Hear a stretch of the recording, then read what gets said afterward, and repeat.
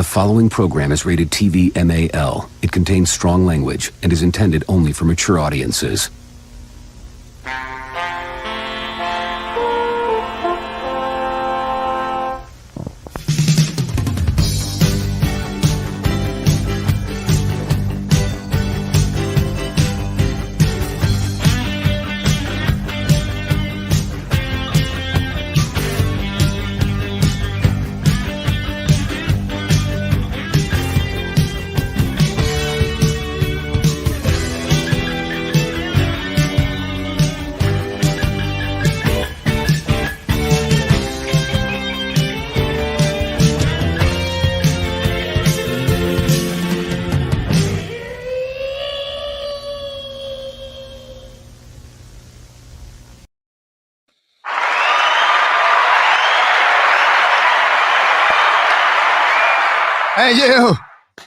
Thank you. So abrupt. This is the real BBC where we are. Hang on, I should probably have my props ready. Bagging, boarding, comic books, and chatting. Yeah. When we talk about things and stuff and shit. Sorry, Mama Susan. I'm so sorry. I'm so sorry. We got some stuff to talk about today. I got to episode 6 of Babylon 5, so I think we can have a good discussion about that. Okay, nice. Fucking loving it, dude. And of course, the death of Captain Marvel, which is, I mean, it's not Kingdom Come, it's not Dark Knight Returns, but it's of its time, but it's something that impacted me as a young lad about a century ago, before the wheel was invented. Yes, and then there's the news of the days of the last couple of days. We had Marvel Cinematic Universe Phase 4, or what we like to call the MCU trailer, trying to get you excited about it, and all it did was remind you of better times. But there's a certain word that they invoked in that trailer that I found very interesting. And of course, there's the Captain Marvel stuff too. We'll talk about that.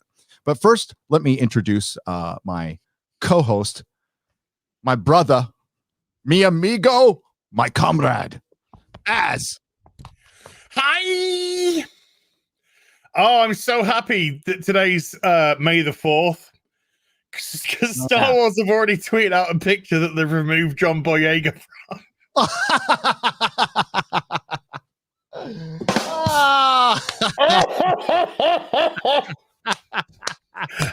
And the mob are going wild about it already. It's May the 4th, fake Star Wars Day. I think this should be renamed Welcome to the Rebellion Day. Welcome to the Rebellion Day. I like that. I like that. I second that, sir. I second that motion. Hashtag, how you doing? I'm fucking good, man. I'm ready. And of course, the wonderful Disney and Marvel and Anthony Mackie and the writers of Falcon and Winter Soldier have come out and said this was about educating. This is how you view society. This is about us trying to change the way that you view society. Get out of here. There's days where I get a little frustrated, right? Because I'm a little slow at making the videos, right? I'm a little slow at it. But then there's days I love that I'm slow at making the videos because I'm like, I can put that in there now.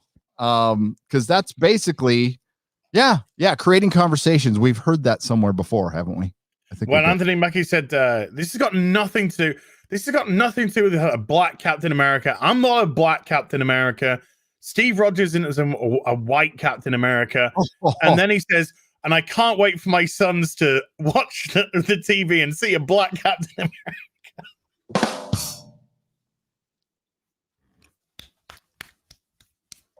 Anthony Mackie, I like you, dude. I do. You're buying into all this. You know what this is? Somebody brought it up in that Oscar short that was stolen. Right. I tweeted this.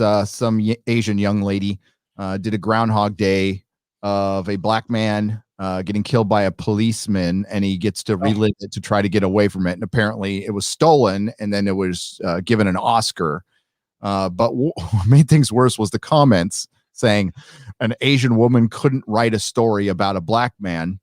But then, from the mouths of idiots, sometimes you get some, broken clock is right twice a day. Mm-hmm. And they say you're exploiting the pain of our forefathers, foremothers, whatever, for your profit, for virtue signaling. And you know what? She was right. She's absolutely right. That's all this is exploitation. Mm-hmm. Exploitation for profit. They don't really care. They're actually leaning into the divisiveness. They want us to be more divided. So we're fighting about it on social media and watching their shit. And then dumb people can watch this stuff and feel like actually moved, or feel like they're making the world a better place by watching a Falcon and Winter Soldier. They're trying to make it cultural moments, and it's all manufactured bullshit. And guess what? A lot of people died, a lot of people suffered. So a lot of very rich assholes in Hollywood could pat themselves on the butt and tell themselves, congratulate themselves. Little jerk of the cirque. I brought black people to Hollywood. I am so good. I am so good. And I'm just kind of like, bitch. In the 1980s, the biggest person in music was Michael Jackson, and the biggest film star was Eddie fucking Murphy. Shut the fuck up, And that's the 80s. And I idolized Eddie Murphy. Absolutely idolized him. But now we're living in a weird alternate reality where women and black people have just been invented. Right. Where the black people have been slaves up until 2015.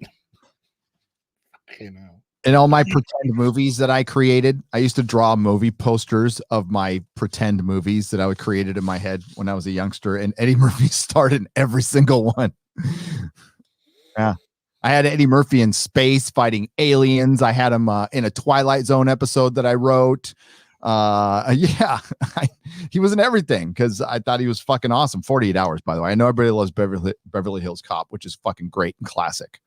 But I love 48 Hours. I always wanted to be Judge Reinhold so I could be his partner. Yeah. Yep. I don't know if I wanted to be Nick Nolte. I really didn't back then.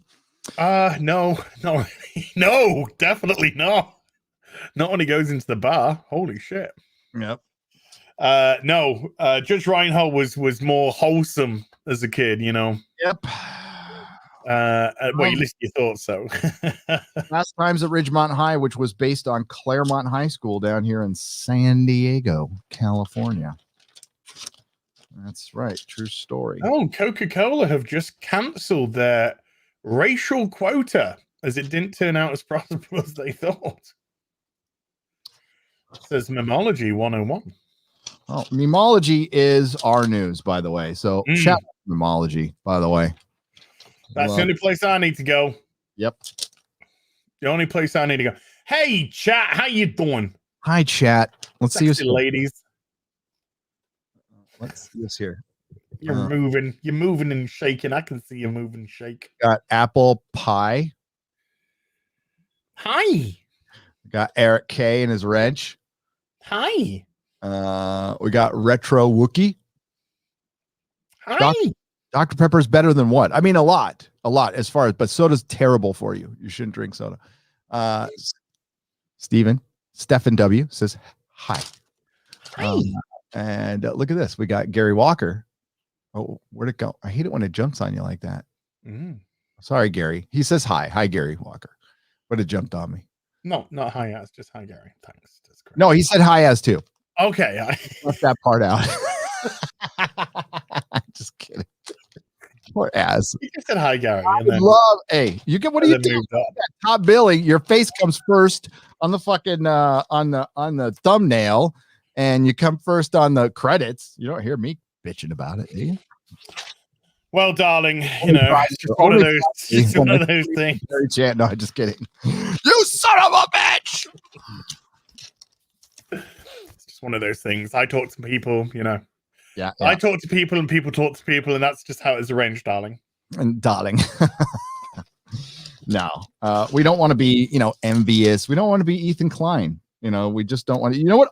That's all I know about. Careful what you say now, dude. He's gonna have your channel shut down for criticizing him. He'll have a cry.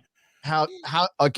Clip this. The only thing I know about Ethan Klein is how much of a douchebag he's been. I don't know what he was before that. Well, apparently he was a funny guy that people liked a lot and was very popular. Never heard of his channel. Never bothered with it.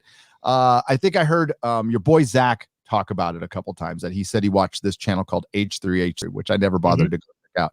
And now I know his name because he tries to get rid of other channels. Yeah. That's how I know him. So that's your legacy.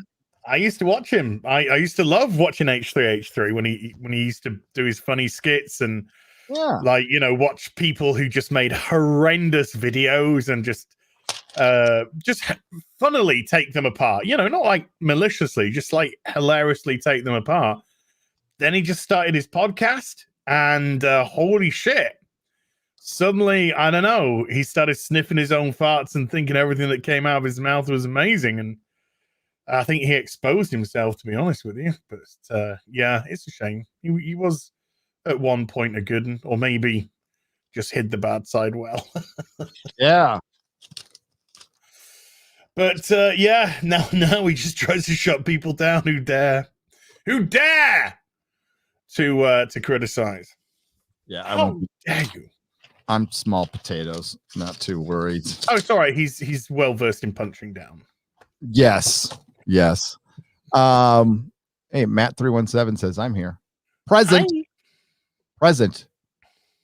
Oh, present and correct, sir. As people roll in, you want to so what I'm going to be bagging about, it's just random current issues today. I might run over and try to get my Ghost Riders. I did find my Ghost Riders. I'm waiting on my Captain Americas, but since it's such a hot topic, secret.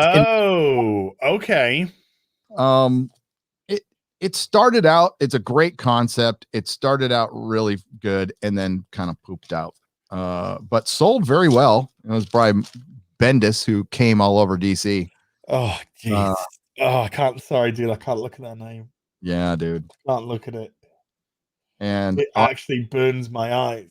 I haven't cracked this open. This is a poly bag, right? So I haven't cracked this open since I read it back in 2000, whatever. Yeah. That's the first time I've. What the hell was that? I don't know. I hate it when I hear things drop. I always hear things randomly drop in here. I'm like, oh fuck, it's gonna be an action figure launch or what? But I guess no, it's just the ghost of the old lady who died in here. Oh, that's okay. Can I just? That's fine. No, I can't even give a hint for something to show off in tomorrow's. What? So it's not. Well, maybe. It's like it's good to tease the show. What time? Well, you got to tell me what time you guys are starting tomorrow. So, do you know something? I'm not actually sure because I know we're going to go on Justin's show tomorrow. So I don't know if Fully Articulated is going to be on tomorrow. Okay. Because I don't know if we're not doing Fully Articulated and we're only doing Justin, or I don't know if we're going to do Fully Articulated, then later bounce into Justin's stream. So I'm waiting to hear back from R&B. So yeah, I'm not sure. Just in case you guys were wondering if Az and I are like competitive when it comes to comics and toys, it's absolutely true. Yeah. It's totally fucking true. Well, not on the comics. I cannot compete there whatsoever. But on the toy side, we do like to send each other texts and go, "Oh, look what I got." That's to appreciate. That's great. That's so great, Gary. I'm so fucking happy for you, Gary. Well, I ordered something that has not come in yet, so it'll be in. We're gonna premiere it on your show, on your channel. Even better. Unbelievable. It's unbelievable that I pulled the trigger on this, but there's certain things I miss from the store that I had wished I had the opportunity, I think, to take them with me. A couple of things, and I didn't. because I didn't have room for shit, you know, and I just like, whatever. I was so like, I don't know. I was so broken at that time anyway. I just like, I need to get it together. I'm going to die.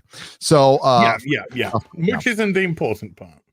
Yeah. And, but there's one thing like I can't get back. Like it's one of a kind. So I found a reasonable facsimile of this thing. Oh. And the thing will be premiered next week on Az's Real BBC on my real BBC, baby. BBC.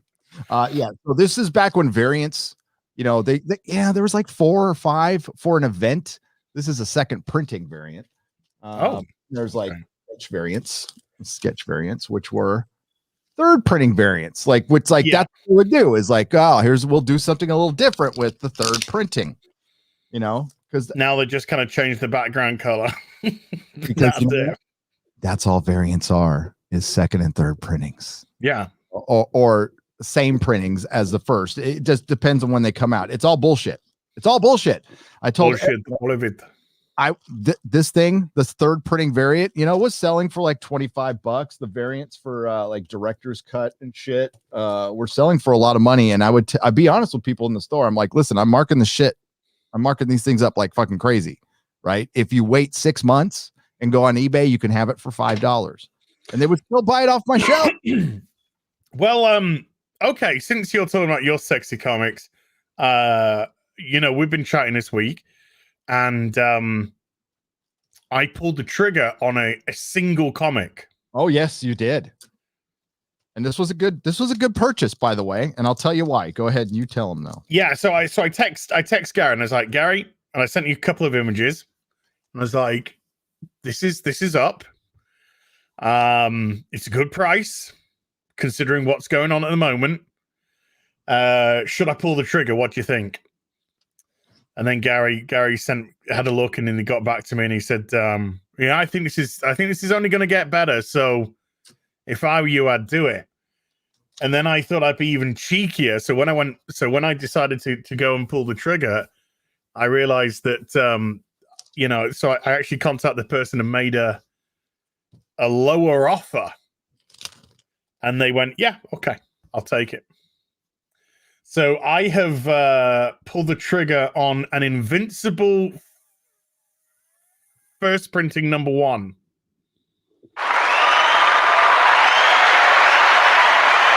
Ooh, from 2003, I think it is. So that should be arriving within the next couple of days. So we'll get to see that next week, hopefully. So yeah, it's got a couple of little creases here, you know, here and there, but it's in pretty good nick considering it's 17, 18 years old now. Oh, don't say that. 2003 was just a minute ago. I know. But yeah, so I'm looking forward to that arriving, and Postman's gonna nick it. I also, within the next few days, my Jazz Inc. Justice Mobile will be arriving. It has shipped. So yeah. I haven't got a confirmed date of arrival, but when that Justice Mobile arrives. I hope somebody screen capped that. That was good. You went, yeah. For like a second. Yeah. Yeah. That was good. I don't know if that was just for me or what. I hope not. I hope my shit isn't fucking up right now. Yeah, I should probably close some windows. My new computer, like totally shit. It's shit. I boxed it up and returned it. Oh, really? Yep. Listen, I'm demanding, right? So I have editing software that's on at the same time as my recording applications up. So it takes up some space, but this fucking computer should completely be okay with that. And it wasn't. And it kept on, like, my camera kept on blinking, and I updated I did all that stuff. It was just a shit computer. So I just sent it back, put it in my little box, took it to the UPS store. Gone. It's going to be getting a new one in a couple of days, 3 days. Old one seems to be holding up just fine. Yeah. So as you bought that book, you bought Invincible 1, kind of at the worst time, but that's when people buy it, and that's okay. It was a good purchase, and I'll tell you why it's a good purchase, and why, even though it was probably the worst time, it might have been the best time too, because Invincible, whether I know some people don't like it, is a well-received, popular show. However, it's a well-received, popular show, which only adds to the value of your comic, which means it'll only go up in value. It's a new property. It's from the era of Image, where they were producing new things, and Image was very, very collectible, and like I was, their number ones were selling like crazy all through the 2000s. Speculators loved Image, right? Because of Walking Dead. Yeah. And other things. But then there's the bad side of that, which is not Invincible, because again, the first season was well received by most people. I know some people didn't like it, but critics, fans, pretty much loving it, adds to the value of the comic. Now, you always, if you want to speculate on, and that's where all the value hits comic books now based on what's adapted. And the speculators rush to, if a TV show is announced, Jupiter's Legacy, all the value on the Millar stuff is going up now because of the speculation. But there's a downside to that too. So unless you get in and get out, it's kind of like a stock. It depends. So Runaways, for example, was announced as a series on Freeform. So the value of the Runaways book shot up like crazy. Until the show came out and sucked, and then it really leveled off and then kind of died off. So you like a lot of people. This was happening with Marvel books with the movies. Once Iron Man was announced, like the value of Iron Man's first appearance went through the roof, and everyone was selling theirs. You want to anticipate. It's getting harder and harder to do that now, damn near impossible. But you want to anticipate. You want to go in early, and you want to buy a book that maybe isn't worth, like, for example, Deadpool's first appearance. There's millions of them out there, millions. I had a short box full of them, of Deadpool's first appearance, and when I bought the store, it was 2003. It wasn't that popular, it was it was a little bit, but not much. But then it went nuts. And then it went nuts. So that's the hard part, and that's, it's the one thing I told when people were like, oh, how do I collect? How do I speculate? I just like, don't bother playing the game. Collect what you like. Yeah. Collect what you like. Yeah. I mean, I want this not necessarily for speculative value. I just want it because, the first series came out. It's absolutely fantastic. This is now, with it being Image, there's not huge quantities of this out there. It's it should be something nice to actually have a number one of it, have to hold, to keep. It's not something. I don't have too many special comics like that, so you might be able to collect the one too. I mean, I got it for such a good price. Yeah, you've got the hard one. You've got number one, and then you can collect the whole run. That's what I used to like. Especially when it's a run that, has an ending, eventually. Well, I've acquired, also I've managed to acquire like issues like early 30s, and I picked them up for like £2 each.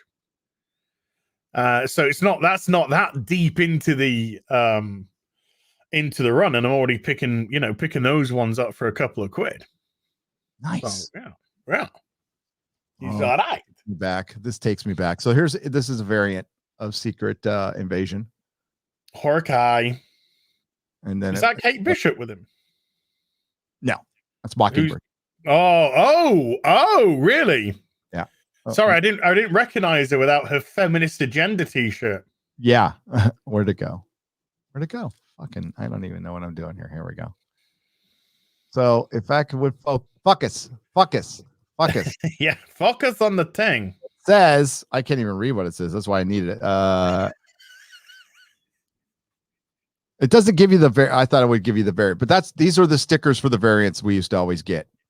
So the way I would do these is I would very carefully take the sticker off, or I would put this within another bag, which doesn't really help though, because you're still keeping it in the poly bag. Yeah. For this one, this was an extra set.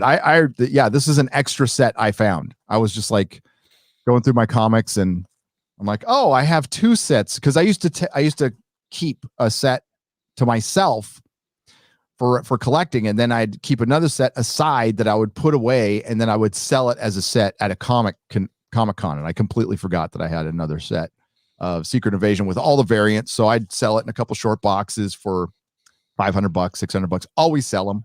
Boom, they'd be gone. I just don't recognize women with tits in comics anymore. I know. There you go. What happened to tits, man? And look at how much bigger Hawkeye is. I know. Yeah. Now Hawkeye. Oh my God, she's presenting herself to him. Oh my God. The Hawkeye logo is all lowercase letters for the TV show. I'm like, nothing says dynamic superhero like fucking lowercase letters. Yeah. Well, you see, uppercase is too masculine. Yes, it is. And too threatening. So it's got to be lowercase. So when did Kate Bishop get brought into the fake Hawkeye get brought into the equation? Kate Bishop came in around the Young Avengers time, which I liked, which was done by, I can't remember his last name. It was a novelist had done, and the art was fucking great. And it was supposed to be like the Teen Titans of Marvel. That's how they pitched it, and it was pretty fucking cool. So my favorite part was Wiccan and Speed. Wiccan was originally called the Asgardian. So they changed that. Yeah. I'm trying to go on memory because like I haven't read these in a decade or so. But I want to do a show with Eric July, so we can call it As Ripper. Oh. Hi. Go rip your ass, bitch. You might as well do a show with him. You do a show with everybody else, you whore. Oh! Unbelievable. I do 2 shows a week with you. Who else did do a show with? R&B? R&B. Yeah, I can't wait you guys talk about the fucking MCU together. That'll be fun. Yeah. Yeah, we don't tend to do that. Do you stay away from that conversation? I think we stay away from conversations where we might collide on, because it's meant to be a fun show. Yeah. I think we stick away from those. But those are my only like regulars, you know. Yeah, dude, I gotta fuck around, dude. I know. I still gotta get my rocks off around the place, you know. I gotta get my hand jobs and my BJs, you know. Your man jobs. Gotta spread the seed around the place, you know. Oh, you remember a guy named Nick Fury? Oh no, not that one. Oh, speaking of the Young Avengers, there they are. There's Hulkling and Asgardian. Ah, there's Kate Bishop right there. There's Kate Bishop. There you go.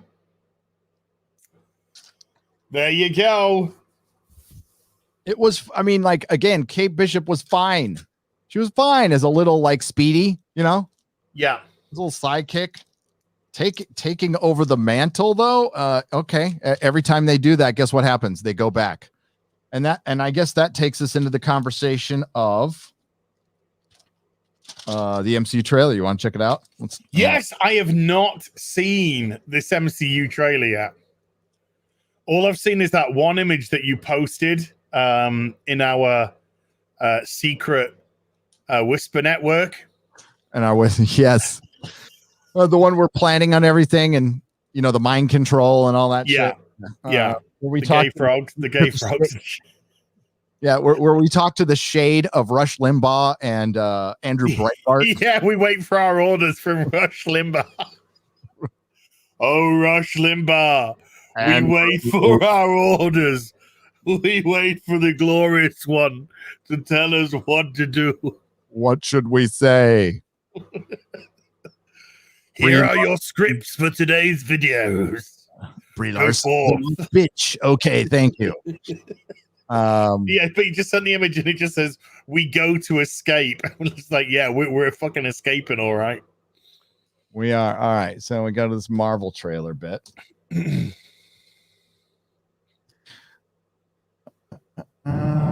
Go to the Marvel site. Boop, boop, boop, doop, boop, boop.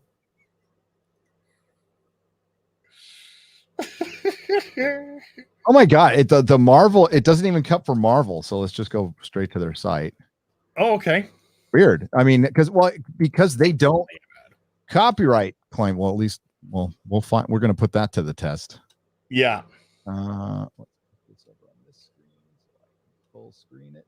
There we go. We'll soon find out. We will soon find out. Okay.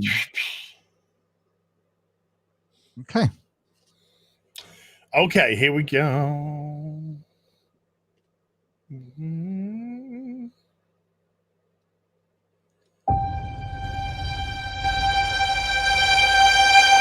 People without masks, wasn't it great? None of those people were wearing masks. Oh my All social distancing. God. That's just why the world died. It wasn't Thanos. Nope.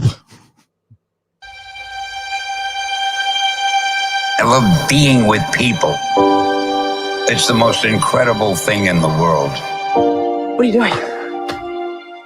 Oh, this is nice. That world may change and evolve. But the one thing that will never change, we're all part of one big family. Except if you vote Republican. Yeah.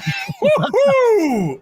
Once upon a time, Stan, but no, not anymore. You know what you know what this dialogue is from, right?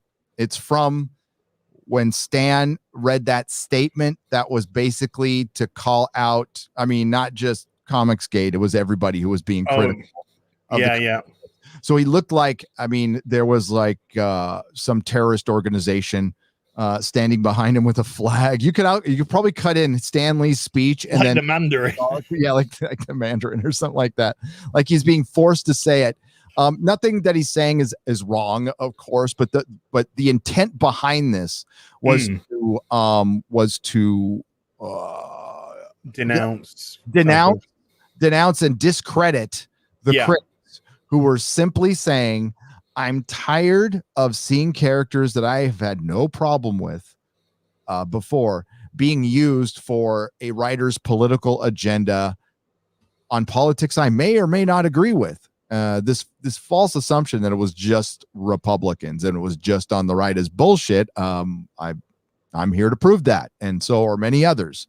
And what it did was it brought in today's politics in a very ham-fisted way, and it alienated a lot of customers, and they stopped buying books. And the comic industry's current state is the proof. It's absolutely destroyed. It's resorted to trickery. It's dead. It's dead. It's actually dead. I mean, somebody, I can't remember who it was, so I really do apologize because I can't take credit for this, but I legitimately cannot remember who said this. But it could have been Eric July, actually. But it is dead because if Marvel wasn't attached to Disney, the company would have been closed. Yep. It would have been fucking closed because they're not selling shit. No. So if it wasn't attached to Disney, if it wasn't been kept going by Disney, that it would have been closed down. Simple as. That's great. Yeah. It's a great yeah. Oh my God, look at fucking Spider-Woman and Black I know, women, when women were women. The covers were. These are why these comics sold back then. Yeah, because we liked fun action, we liked sexy women, we liked great fight scenes, and we liked, good characterization. Heaven forbid. God, look at this. Oi! I love this cover so fucking much because great. They're fighting like hell, and then they're gonna go and just fuck. They're gonna fuck. Yeah, they are gonna have the dirtiest fucking sex of their lives. Oh, afterwards. dude, like Mr. Fantastic could stand like down the street and have sex with his wife. That's how awesome he is. Yeah, he can. It's too big. That's perfect. That's perfect. Why do you think the Invisible Woman's with Mr. Fantastic? Bit more. Perfect. Think about it just for a minute. That guy has got the best superpower, fucking bar none. All right. Fuck that. Yeah. No shit. G spot. He can find the fucking A, B, C, D, E, and F spot as well. That's the superpower I fucking want. Best superpower ever. Ever. Oh, what were we talking about? A trailer? All right. Oh, so yeah, shit. Yeah, sorry. Well, aside from using this to promote phase 4, which is, I mean, they're trying to go kumbaya, let's come together, while using a statement that was used to discredit actual fucking fans. You fucking pieces of shit. But let's continue. Yeah. What? We go to get fucking lectured to, as you've just admitted in a recent fucking article. What? All part of one big family. Once we did. When it was Iron Man and Captain America and Thor, yeah, we were going to escape. When it's the Avengers, yeah, we were going to escape, and we're having a gay old time. And then suddenly, when all that fun ran out, and Stan Lee died, and when he said, "Please don't make Spider-Man gay," so the first thing they try and do now is make Peter Parker fucking bisexual, and all that kind of jazz. No, now we have the showrunners of Falcon and Winter Soldier telling us about. We're doing these shows to change the way that you look at society, okay? Because I'm not sure if you're aware, but Sam Wilson happens to be black, okay? And black people can't do anything in Americas, okay? Because up until 2015, they were like slaves and stuff, I think. I think we bought them from Africa and England and shit. Because that's what we're getting lectured about now. Look at that. That's Bucky. Wow. Damn. Yeah, this cover's fucking bad. I didn't see the soy latte next to him. Yeah. There's Damn. a soy latte right there. I thought that was going to be John Walker for a minute then.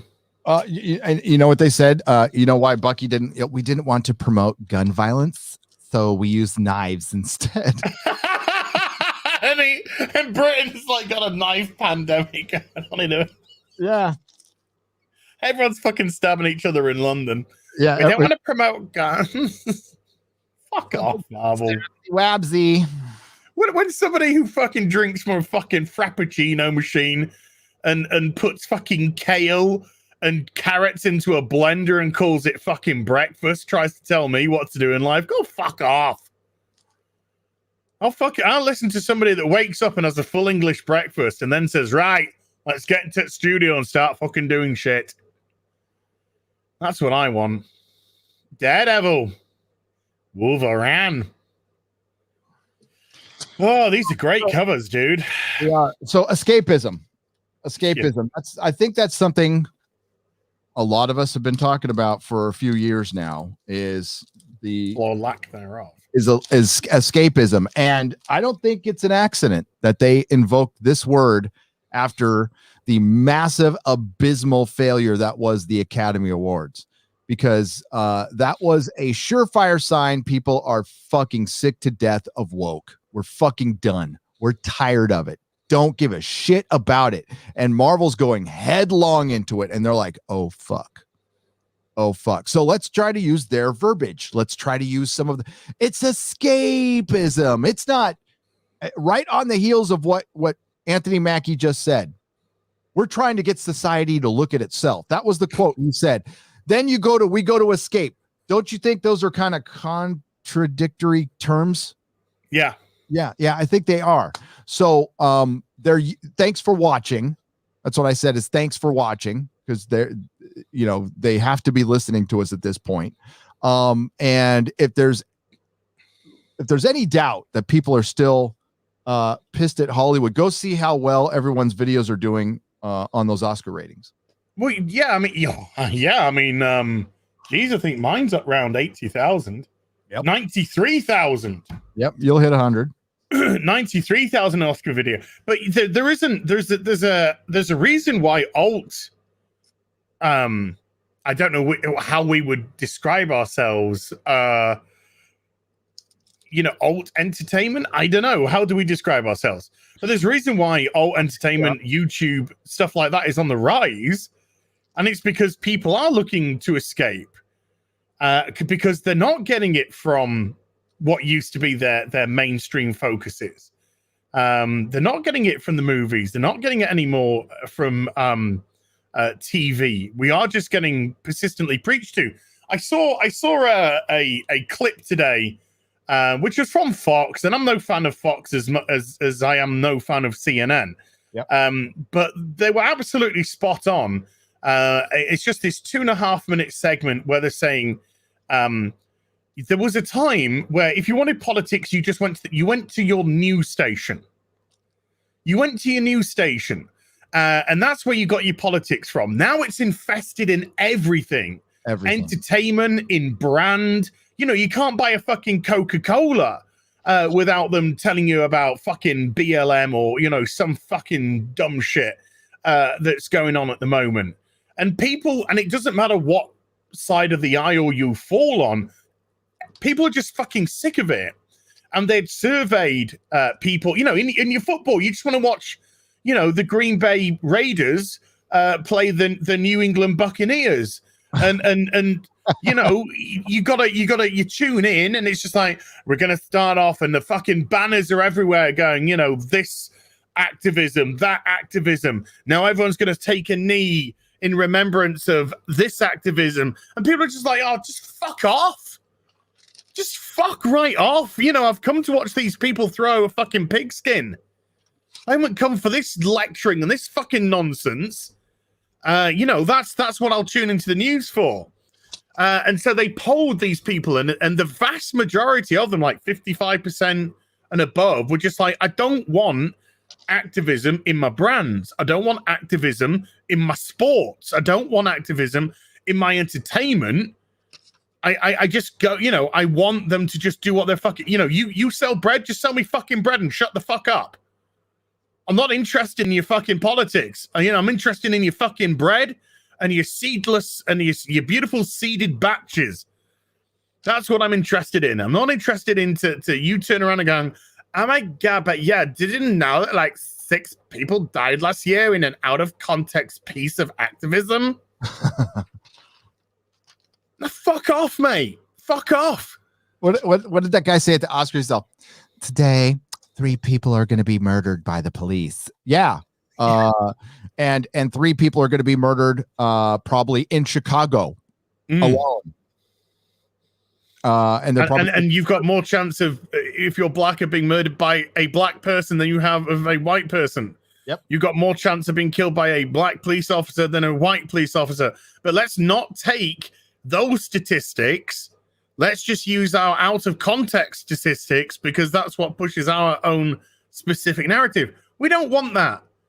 We just want to be fucking entertained. And that's why, I went back recently, and I say recently, literally just a couple of months ago, and I watched Iron Man 1, 2, and 3 back to back. I fucking loved them all. And I wasn't a massive fan of Iron Man 3 when it first came out, but watching it back now, it's like a fucking Oscar winner movie to me. Oh yeah, compared to fucking. It was just a lot of looking back. It's just like, oh man, this is a lot of fun. And Tony Stark's got some issues. Okay, I get it.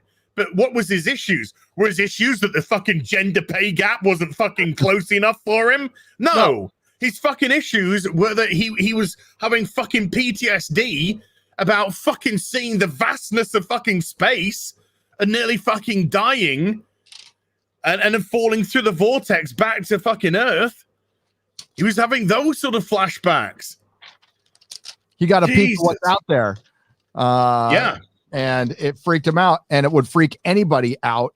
And the fact that he got over it is what makes him a hero. What was the whole theme of that movie? It's not the Iron Man suit. It's Tony fucking Stark. Yeah. It's fucking Captain America, by the way. It's not those stars and stripes. It's fucking Steve Rogers. Steve Rogers. It's not, Spider-Man's costume. It's fucking Peter Parker. It's Bruce Banner. It's all of those characters. And you know what? And it's T'Challa. You can't put it on Shuri or anybody else. It's fucking T'Challa. T'Challa's fucking Black Panther, the one and only Black Panther, and the only man could ever play fucking Black. And they're recasting him. And they're recasting him. But even though they said they weren't, right? Like, even though they said they wouldn't, but they're gonna. Yeah, Wakanda forever. Oh, we're gonna talk about these titles. Let's go on. But yeah, the fact that they're invoking that, I think that is a big sign right there. That's a huge sign because they don't mean it, by the way. No, but this could be a, hey, we recognize, and that's what we're looking for. Like we can walk away all day long, right? We could just say enough and listen. That's how we're going to have to change shit. I want us all to enjoy Marvel shit in the future. And if that's going to happen, you might have to give it up for a little while. They need some failures. And it might be easy because the shit's going to suck. You know, like as I gave up on DC Marvel Comics, it's easy. I don't feel like I'm missing a fucking thing. I don't. Yeah. That's the weird thing. I was like really kind of nervous about missing out on my Batman. And I'm just like, no, I've got too much good stuff already. And I've read some beautiful stories, and I've got some incredible back issues that go back into the 80s and 70s. And yeah, no, I'm not missing out on shit. And DC are raising the comic price by another $1. Oh no, really? So now the DC comics are all going to go to $4.99 a comic now. They're dead. $4.95 fucking. I can buy 5 to 6 to 7 back issues for that much. Yep, and they'll all be better. Actually, sorry, James, you are a good writer. I do like you, James Tinian IV. But he's only like one of the few decent ones left. But still, for that money, I can get more comic. I can get more comic for my buck. No, you can get fucking Bronze Age DC for $1 a piece, and they're much better. They're much better. You could probably find a copy of this in the $1 band. Look at fucking Norman Osborn, dude. Oh wow, yeah, that haircut, the Norman, yeah. This is like his gun.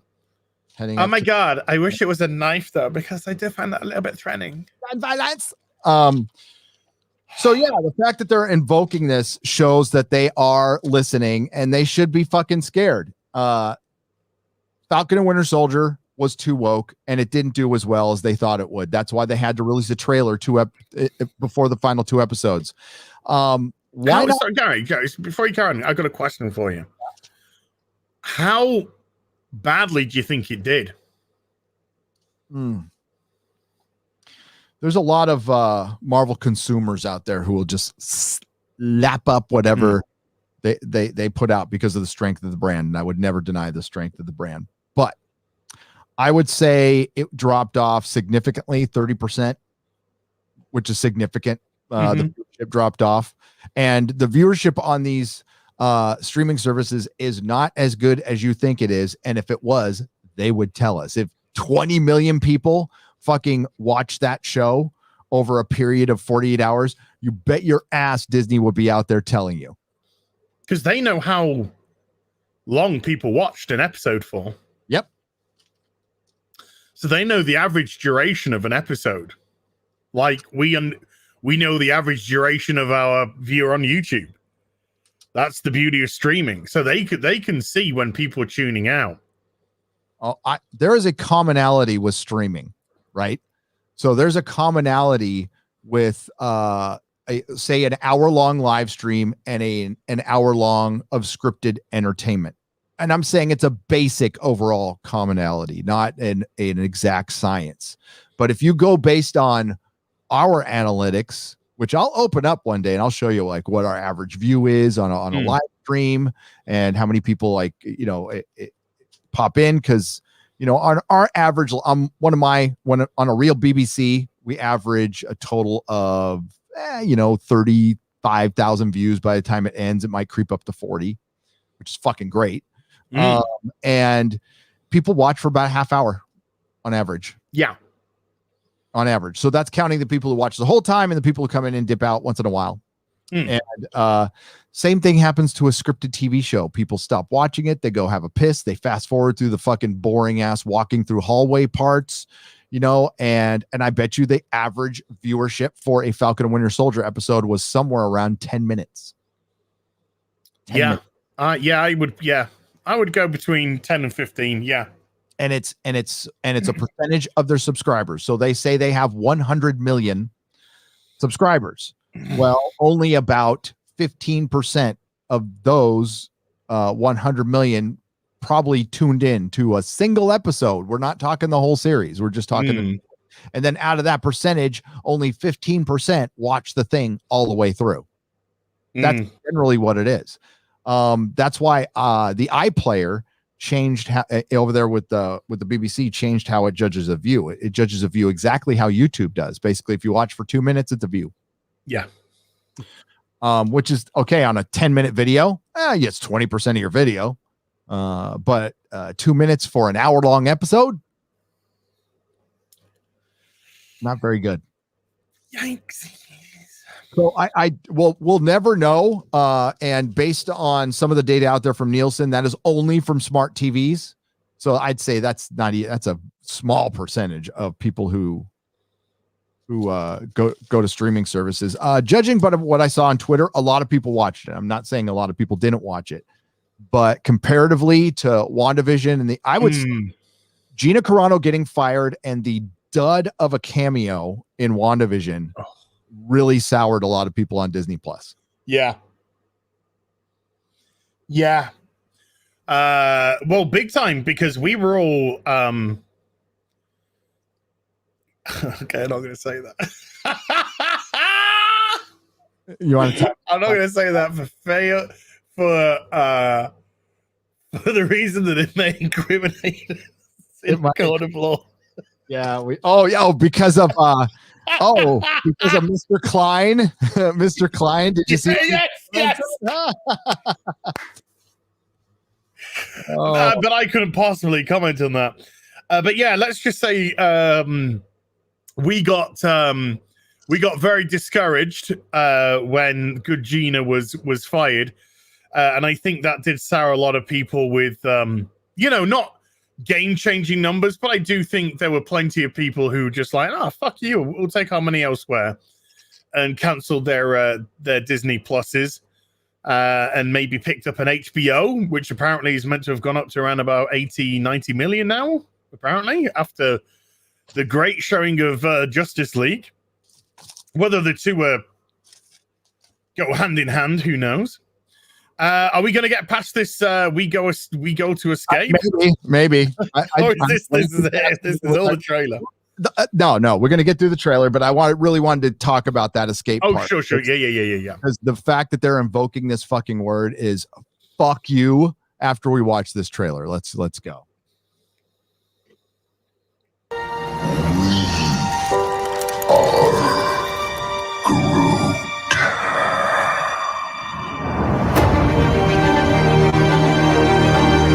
That man next to you, he's your brother. That woman over That's really on the nose. Higher, further, faster. That's really on the nose. And it's from that anti, that speech calling out critics, people who are calling out all the woke fucking bullshit, all the intersectional set. Let's start over again. By the way, these, up until Captain Marvel, these are all things I don't know. They're fine. I have no problem with. This man is your brother. Black Panther wasn't very good. She's her sister. Except if she's Republican. Higher, further, faster, baby. That's right. Man, did they lay that on thick. We're all part of one. Your brother. That man next to you. See how much time the dudes get. He's your brother. That woman over there, she's her sister. Higher, further, faster, baby. That's right. We're all part of one universe. Wakanda forever! That moves ever upward and onward to greater glory.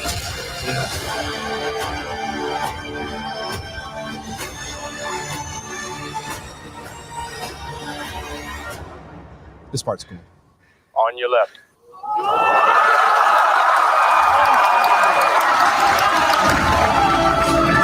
Love watching these type of videos. Cinema reactions.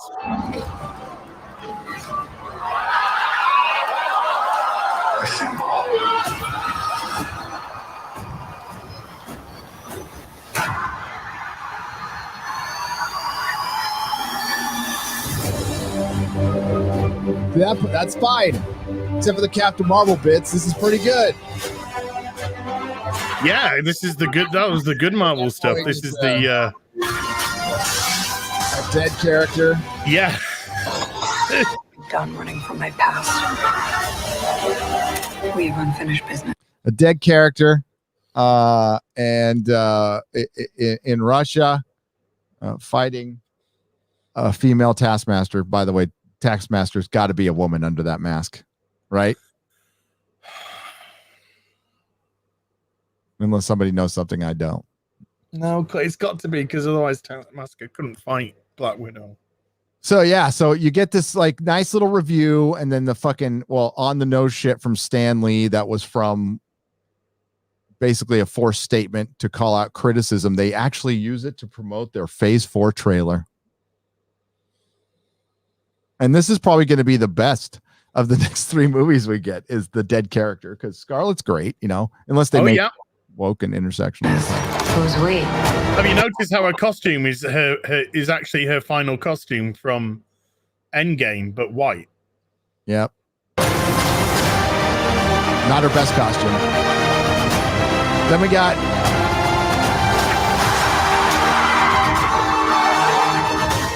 Fast and the Furious. Sorry. Yeah, Fast and the Furious guy in a sweat jacket beating up people. Okay. Yeah, and people go, Shang-Chi! And then 99.9% people are going, who's that? Who's that? Who's this guy? Never heard of him. The Legend of the Ten Rings. Is that Sonic? Is it something to do with Sonic? No, it's actually something to do with Iron Man. It's an Iron Man villain because they couldn't use the Shang-Chi villain because of the Rothschild stereotype and the rights issues. Okay. And here's our first frames of footage from this one's mine, by the way. HERternals. People do understand why the word stereotype exists. Yeah. Never mind. It's all right. The HERternals. Oh, this is the first footage of the HERternals. The HERternals. Yeah. So this is the first footage we've got. Yeah. 2 people holding hands. Yep. You ready for the HERternals? I'm ready. Film it. When you love something, you fight for it.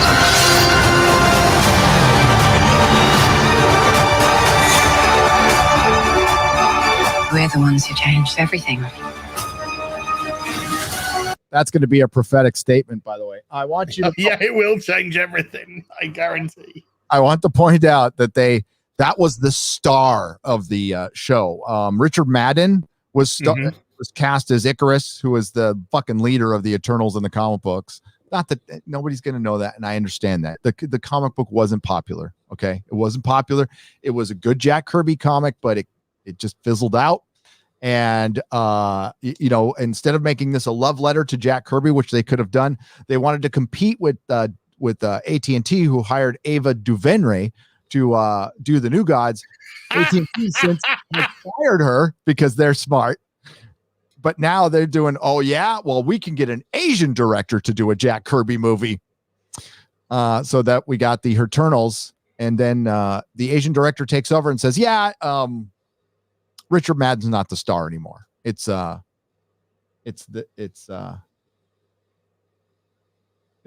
line that was fat bloke in the background, right? We're the ones who changed everything. That's the star. This dude. No, the girl who just said, "Oh, yeah," who just delivered her line with such. We're here to change everything. We're gonna change everything. No, this is the guy from Silicon Valley who's buff now. Okay. That's me in the background when I had hair. We knew that. We knew that. We knew that. Oh. Wakanda forever. What a terrible. Oh, wow. Okay. There you go. That's Captain Marvel 2. That's Captain Marvel 2. Now, I know a lot of people are excited. They're like, she's demoted, the bitch. Which she is. And I think it is kind of a big deal that they're not calling this Captain Marvel 2. I think that's a huge sign. But there's a big she can't but. carry her own film. That's why. Yeah, but there's a big but here. Because this is what we have been actually asking for this. So we get what we asked for, because we have been praying to the content gods, you and I and many others, for a new house, for an A-Force movie, and this is it. It's going to feature Brie Larson as Captain Marvel, Monica Rambeau, and Miss Marvel. It's going to have them all. It's going to and just a reminder. That Miss Marvel.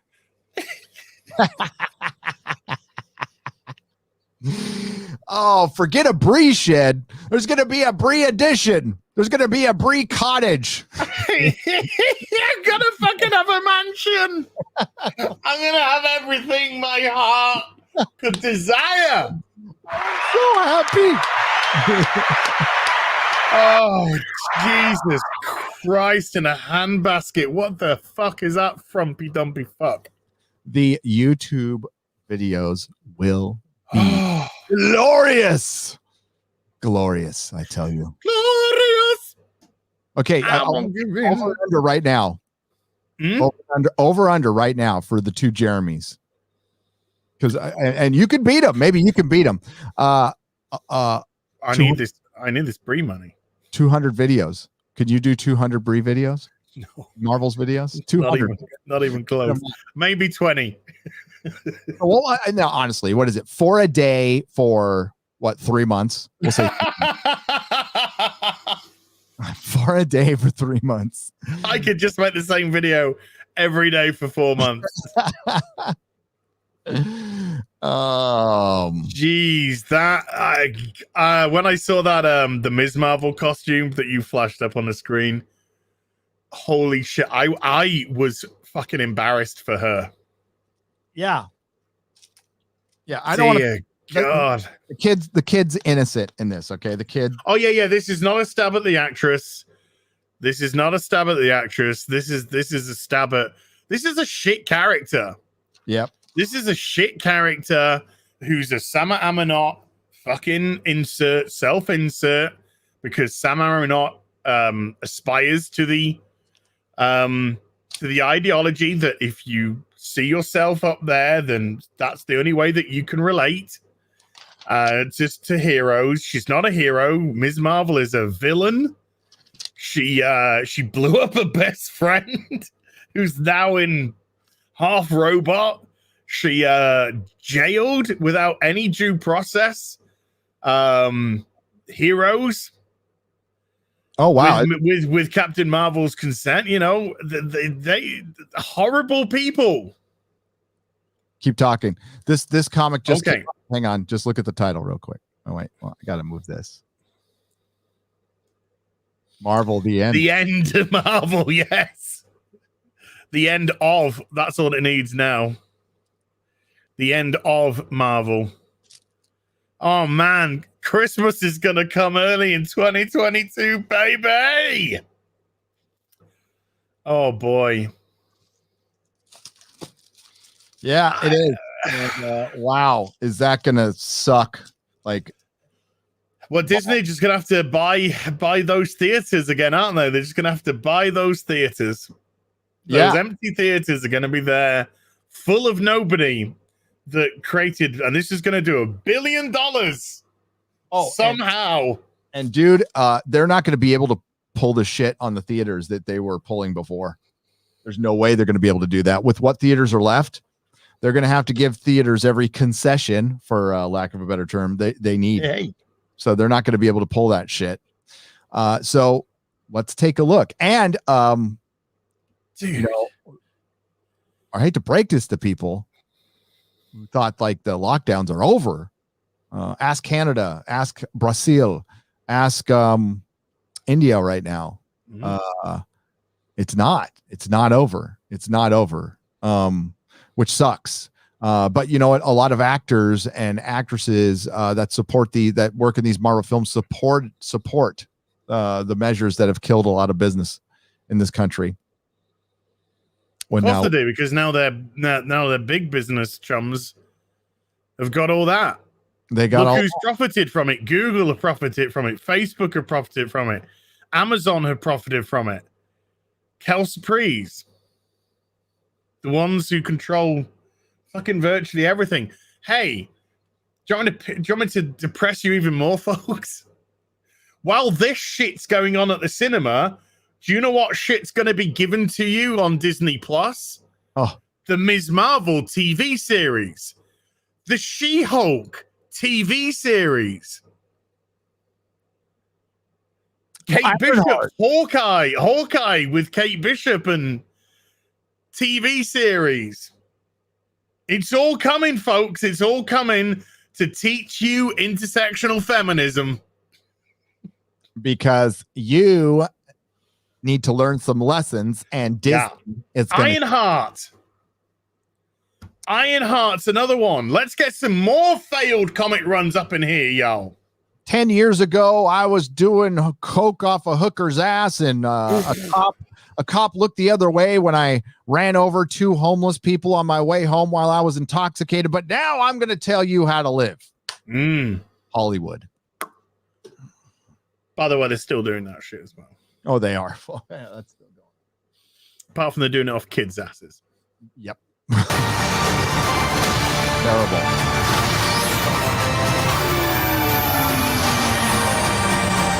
And no release date.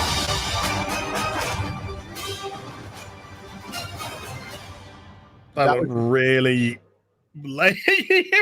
Lame. A guy punching another guy in a San Francisco. You know what that is in San Francisco? A day that ends in fucking Y. Dude, but he went back about a foot. With an Asian person looking on and doing nothing. Yeah. Stop the Asian hate. I'm sorry, it's true. CNN come bursting in. We hear that an Asian person Where are the white people?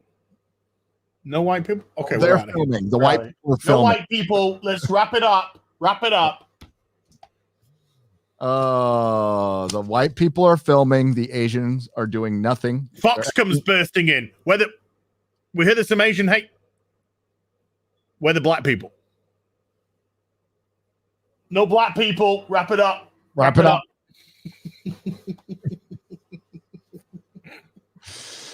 Oh.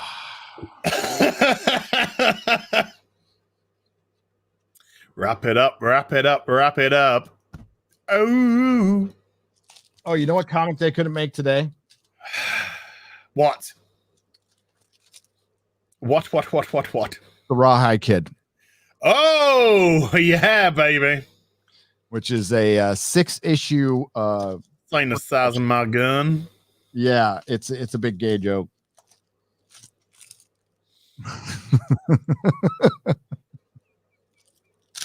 The best thing is like there's a big argument over dirt maps in it, which is my favorite. Like, they got confused from a rocket. That's not how you make a fucking dirt map. Yeah, you have to see it it's fucking funny. But yeah, it's a giant. Is he or is he not gay? Yeah, there's like a lot of women and everything, but something missing. just something just kind of like missing from this picture that I really want. Yep. J. Scott Campbell cover. Oh, I like Jay. I do love his work. I have the Catwoman, the full 8-ish, the full 8 variants. J. Scott Campbell, Catwoman 80th anniversary edition special, signed by J. Scott Campbell as well. Nice. Nice. They did a Rocky Horror adaptation. Nice. They did. Then there's like Pink Floyd comics. I love the old rock and roll comics. Did you know these existed? No, I did not. Yes, they give you the bio on. I wouldn't have been shocked if it was Kiss, because they did everything. Oh, yeah, they did rock and roll. This is like straight up 90s shit. Oh, the Pro. I didn't know I had the Hello. edition of the Pro. It's like a 10-year. It's like an anniversary commitment. It wasn't 10 years. It was Remember tits? Oh, it's called the more expansive, buy cheaper than a hand job limited edition or something like that. The Pro's a superhero hooker. Oh, Yeah. oh, Garth Ennis. Why am I not surprised? Oh, yes. Azrael, Batman. I was so Punisher. I was fucking pissed. Sorry, dude. I'm like, pick this up. I'm like, fucking Azrael, Batman, and the Punisher. That's what the fuck. At least we got a. What was going on in the comics at the time, dude? Well, Yeah, then yeah. Got Marvel Zombies #1. And then DC did Deceased. Yeah. Well, this term comes from DC fans. DC fans call Marvel Zombies. Oh. Yep. All right. So let's read. Yeah. My stacks are getting in my way here. Well, hey. But fucking Marvel, dude. They're doomed, dude. They are doomed. They are absolutely fucking doomed. With She-Hulk, like you said, and Ironheart and Kate Bishop, lowercase fucking Hawkeye. They're not gonna. They could have gotten if they didn't take that year break after Endgame, fucking killed them, right? Because they were going to use all this shit for everybody to kind of decompress from the MCU so they can take time to reset everything. And now what you get a Fantastic Four logo, no X-Men logo, no talk of the X-Men. I didn't see a Captain America 4 logo either. No. Wakanda Forever. What kind of a title is that? And I saw Campia going, that's a great title. That's a perfect title. I'm like, it's a. Do you know what else Campia thinks is great? Yeah. That guy's name. That guy's name. That right? guy's name. That guy's name. That guy's name. He thinks that's great. Oh. Mamma mia. Let's be honest, the title's obvious, isn't it? It's an obvious title for this Yeah, sequel. it's really obvious. And the Marvels, and Legend of the Ten Rings, and like they're just crappy fucking titles. You know, I would just call it Captain Marvel 2, Black Panther 2. There's nothing wrong with that. But now you got like Well,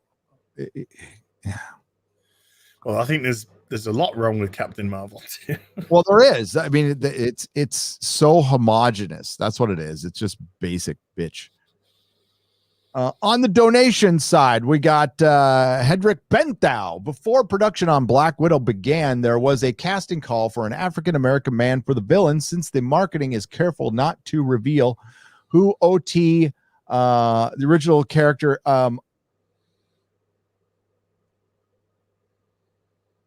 Okay, because I'm trying to and he doesn't have an action figure. He's likely the Taskmaster. Okay. Maybe. Well, yes, the Taskmaster will be swapped in one way or another. But it looks terrible, by the way.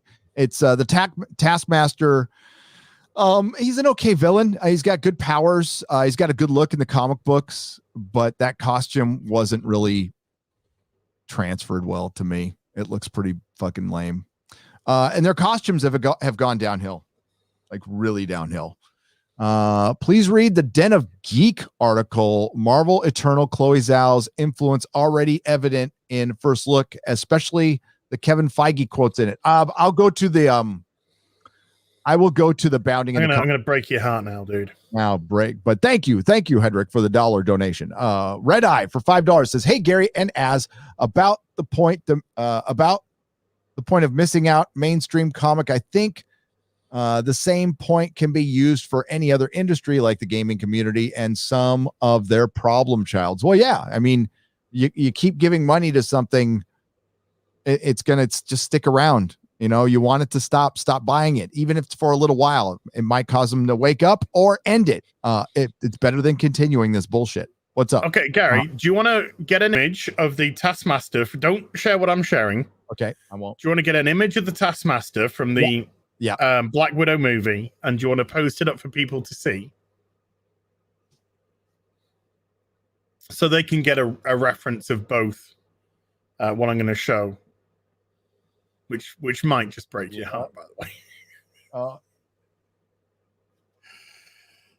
Unbreak my heart, say you love me again. Yeah, he looks like he's a fucking he's a motorcycle rider. That's it. I'm trying to get here's the best image you can get. I mean, I want to show it in the best possible light that you can. And I mean that legitimately.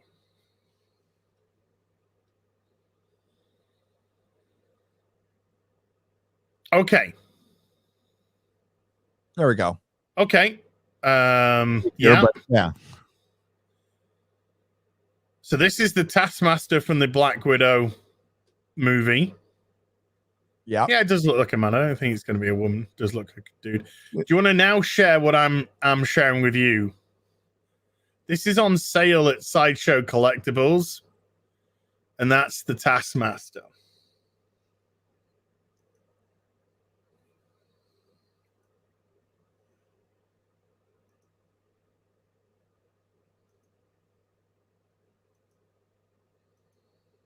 Fucking badass.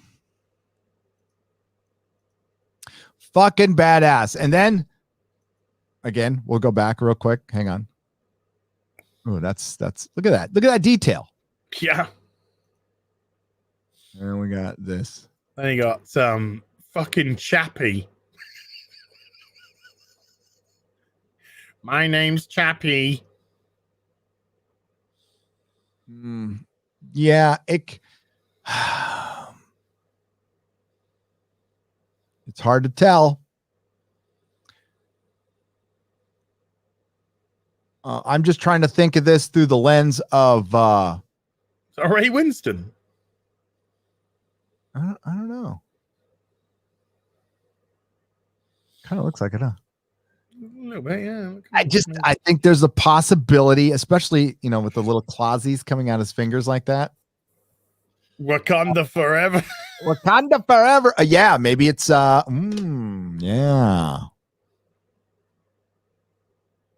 Yeah.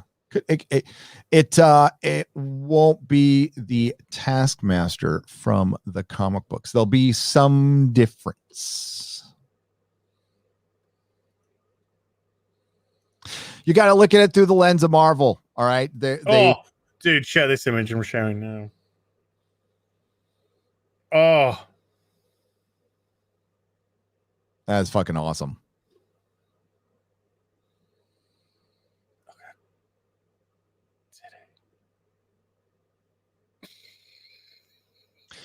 Oh shit. Oh shit. What's today's date? Okay. It is May the 4th. We got a mass. David Harvey.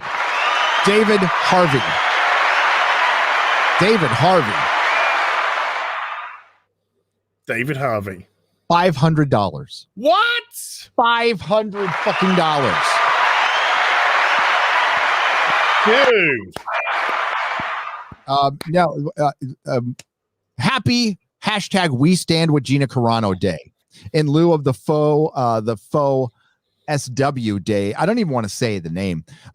Disney is pushing. Please keep fighting the good fight. Thank you for the swell content. David Harvey, thank you. I can't thank you enough, brother. Thank you so much for the generous donation. Duck Fisney. Yeah, that fucking fake ass day can go to hell. Hashtag we stand with Gina Carano. Hashtag we love Gina Carano. Hashtag welcome to the rebellion. Use them all. If you want to mix in, cancel Disney Plus. I'm not going to tell you not to. I'm not going to tell you not to. I think it's a day to remind them that we are fans and we're not going to put up with this shit. I saw a good friend. I don't want to call him out because he is a loyal, good friend to this channel, to many others. He's been with me since before I went, the channel got larger. So I love this person. And he piped in and he said, hey, you should check out The Bad Batch. It's pretty good. And I trust him. This person's got very good taste. And I'm sure it might be, but I said, with all due respect, no, I wouldn't even pirate that shit. I wouldn't even bother. I don't care. I just don't care about Star Wars. Yes, there were the rumors out there. I talked about them Sunday. That Disney was in contact with Gina Carano to come back, and we did a hypothetical, like, what if it's true? Because I don't think it is. But unless Gina says it, I don't believe shit. Yeah. And I mean, it would be the right thing to do, sure. Erasing the Disney trilogy and bringing Gino back would be the fucking right thing to do to save your franchise. Like, yeah. And Disney is trying to figure out a way that they could keep their shitty trilogy and bring fans back. I'm sure they're thinking of other ways, because I've got a good idea, Gary. A really good idea. Number one, stop firing people for their political opinion. Number two, stop calling us fucking Nazis and white supremacists. There's some good hints in there about what not to do. I don't know if they're able to pull that off. I don't think that might be very difficult for them to not tell your audience to fuck off. Half your audience. The absolute epitome of how they think about you folks is just look at what they did with Star Wars Theory with Pablo Hidalgo.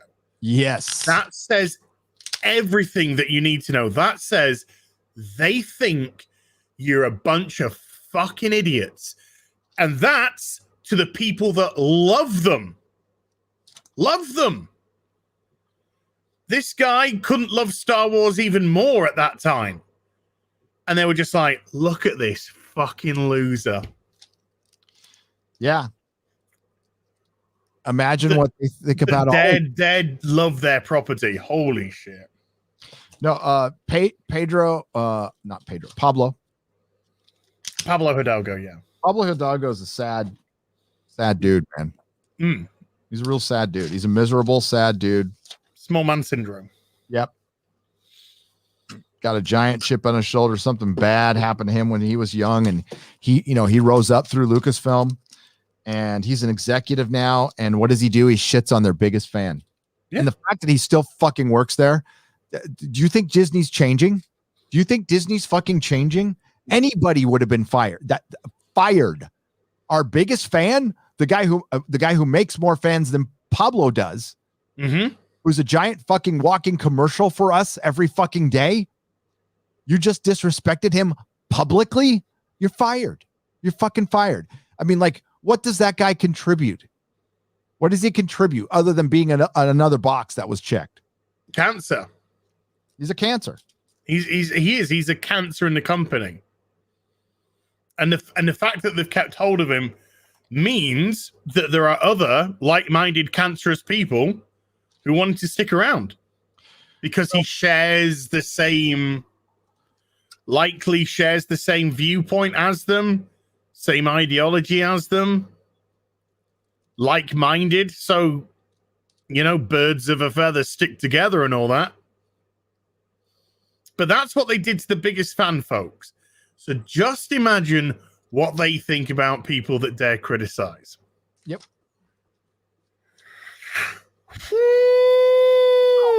Think of what they think of the people who love you. These fuckers will buy anything. Yeah. These brain dead morons will suck anything we throw at them up because they're fucking stupid and retarded and we don't even have to bother because it's just got Star Wars on. We could put Star Wars on the side of a piece of shit and they'd buy it. Yep. That's the kind of attitude that they got. Yeah.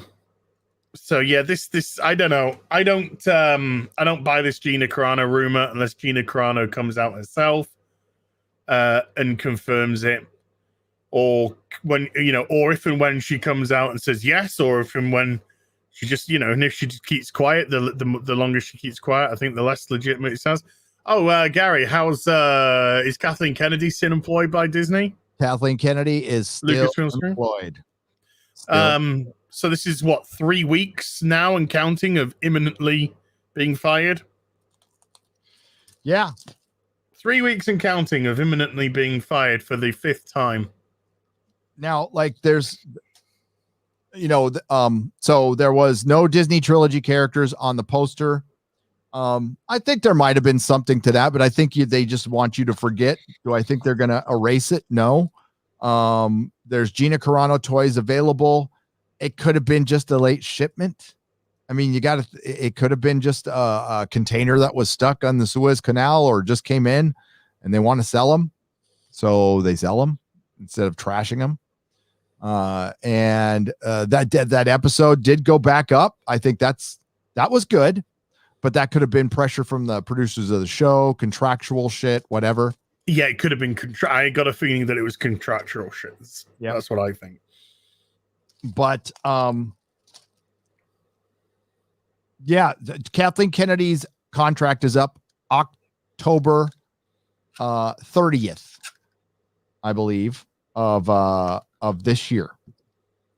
Is it this year or it's next year? This year. This year. Okay. This year. And we'll know. We'll know. As far as Gina coming back, even if it was a what if, why would she?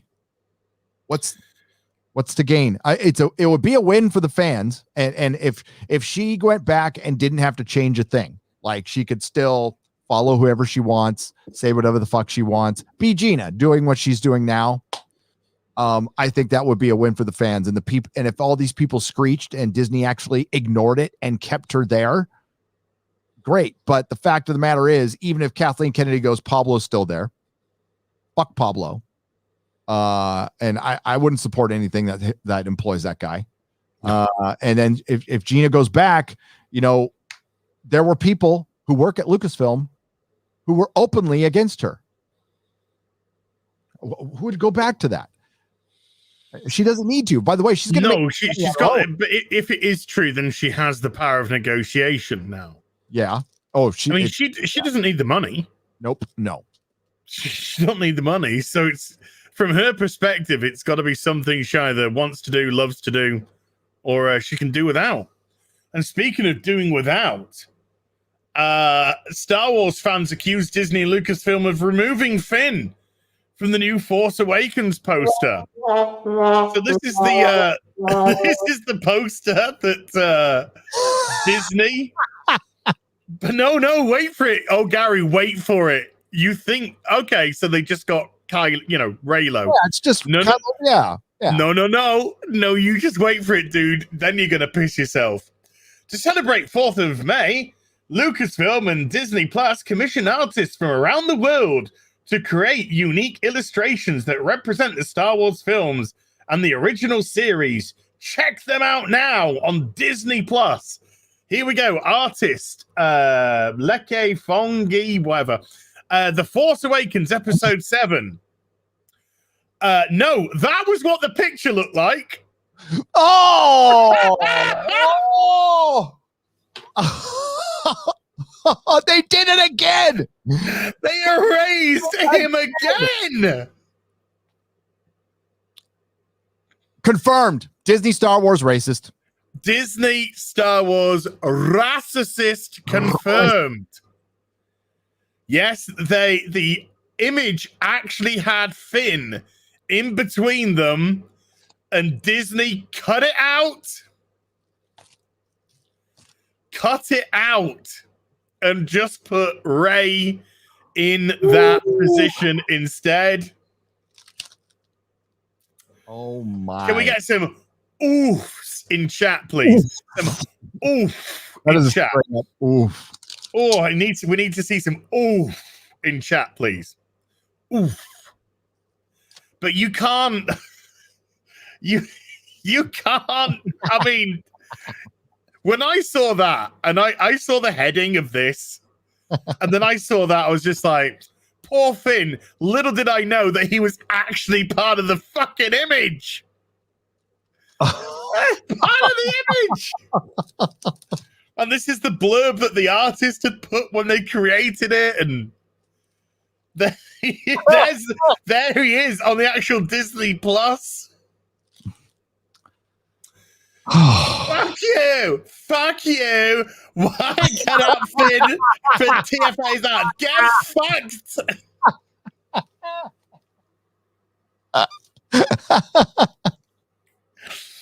Feminist of Naboo eating their own.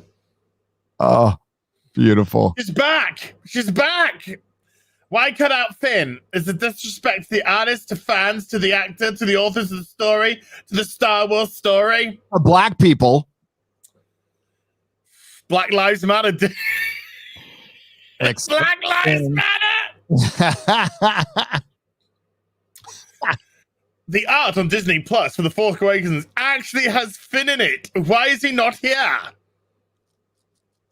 And there you go. There's his TV. And there's Finn on the original image. Oh, no. RIC leaving the POC out. Damn, John Boyega. They really do like sidelining black people. Yeah. This is oh my god. This is a garage to my house.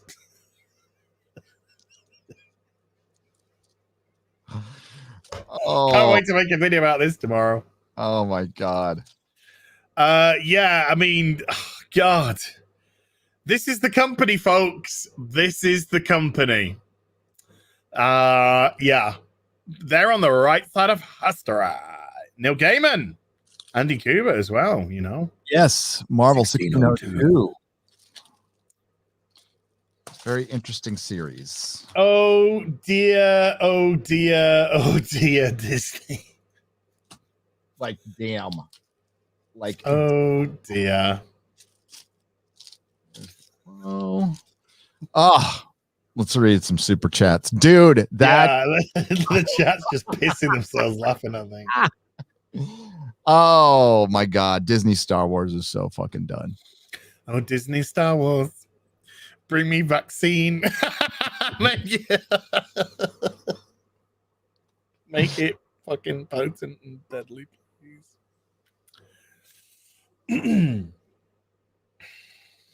Oh my god. Let's go. Oops, they did it again. They erased a black character. Oh, Ryan Kinnell's PR consultant for £5 says happy fake manufactured money stealing corporation Star Wars Day, guys. P.S. I got Batman Year 3 to bag and board. How is your 3? How is Year 3 compared to 1 and 2? Good, but not as good as 1 and 2. Nowhere near as good as 1 and 2. Yeah, 1 and 2 are just fantastic. And I think 2 is just as good as 1, by the way. It's different and it's brutal and it's great. Yep. McFarlane covers on a couple of those early McFarlane work. Lady Grey Master for $5 says audience enhanced data driven analytic Disney trilogy day. Hashtag RIP Lucasfilm, RIP Marvel, hashtag Disney kills creativity. Thank you, Lady Grey Master. And so true. So true. Phoenix Tangent for $9.99 wanted to follow up on people's comments on the Wheel of Time series. The books, as written, heavily emphasize the stories of the women, so it seems that Amazon series is in line with the books. Yeah, I just was told that they emphasize women, but there's like a main guy, right? He's not the main guy anymore. He's a co-star, but we'll find out. But Phoenix Tangent, I think the chances of the Wheel of Time being woke, in other words, amped up from what it was originally designed to, the story will, I think it's 100%. I hope I'm wrong though. I'll still check it out when it comes out. I'm going to give it a shot, and I'm going to try to read the books, or at least a couple of them, before it comes out. Dane O'Reilly, 2 super sticker, 1 a hot dog and a phallic unicorn. Thank you. Thunderstorm for $9.99. R.I.P. Black Falcon. Hello, Captain Falcon. I preferred Black Falcon, by the way. Did you know? That's what I like to call him, Black Falcon. Yep. Did you know Sam was black? Apparently, Marvel keeps having to tell us. Really? Yeah, I love how they tried to make it not a big deal, the whole Black Falcon scene, and then they went on to create an entire show to let you know that it was a black Captain America. Yeah, have you seen my I put out a video I put out a video an hour or two before the stream, dude, and I have not seen this it. Is oh no, I'm not fishing for that. This is the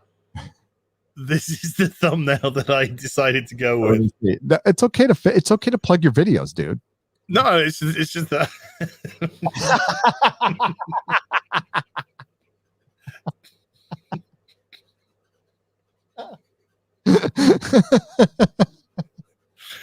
I thought that just encapsulated the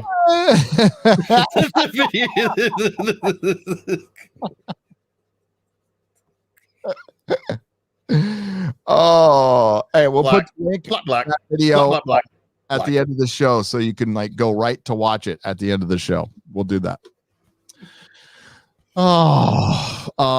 Sci-Fi Freak for $50 says, "Hey Az and Nerdrotic, when is Az going to start Babylon 5 reviews after the Batwoman reviews?" We're doing the Babylon 5 reviews here. Yes. Since you two don't really discuss Babylon 5, I just thought it would be a thing he does. Pick out the best episodes and see how it goes. Az, wow. Thank you for $50. There is a lot of toxic Babylon 5 people. Guys, just let us enjoy the show, okay? We're watching the show. We did what you asked. I don't know what else you want from us. Well, we do. Now it's weekly reviews on each episode. No! No, we never agreed to that. Okay, we're going to talk about it. We're going to talk about it here, but here's the deal. I'm up to episode 6, so we can discuss it. But Az and I both review television shows, so I'm currently reviewing Captain Falcon, Captain Black Falcon, and the Winter Soldier, which hasn't come out yet. I also have a Picard review, which hasn't come out yet. I've also got other. I watch other. I watch a lot of shit. You watched Invincible. I haven't had a chance to get through it. Oh, dude, it's so good. Because I have to watch Babylon 5 first. If they took out the SJW shit, which they do put into it, which isn't in the original comics, from what I can gather, it would be probably one of the greatest TV shows of all time. It's just immense.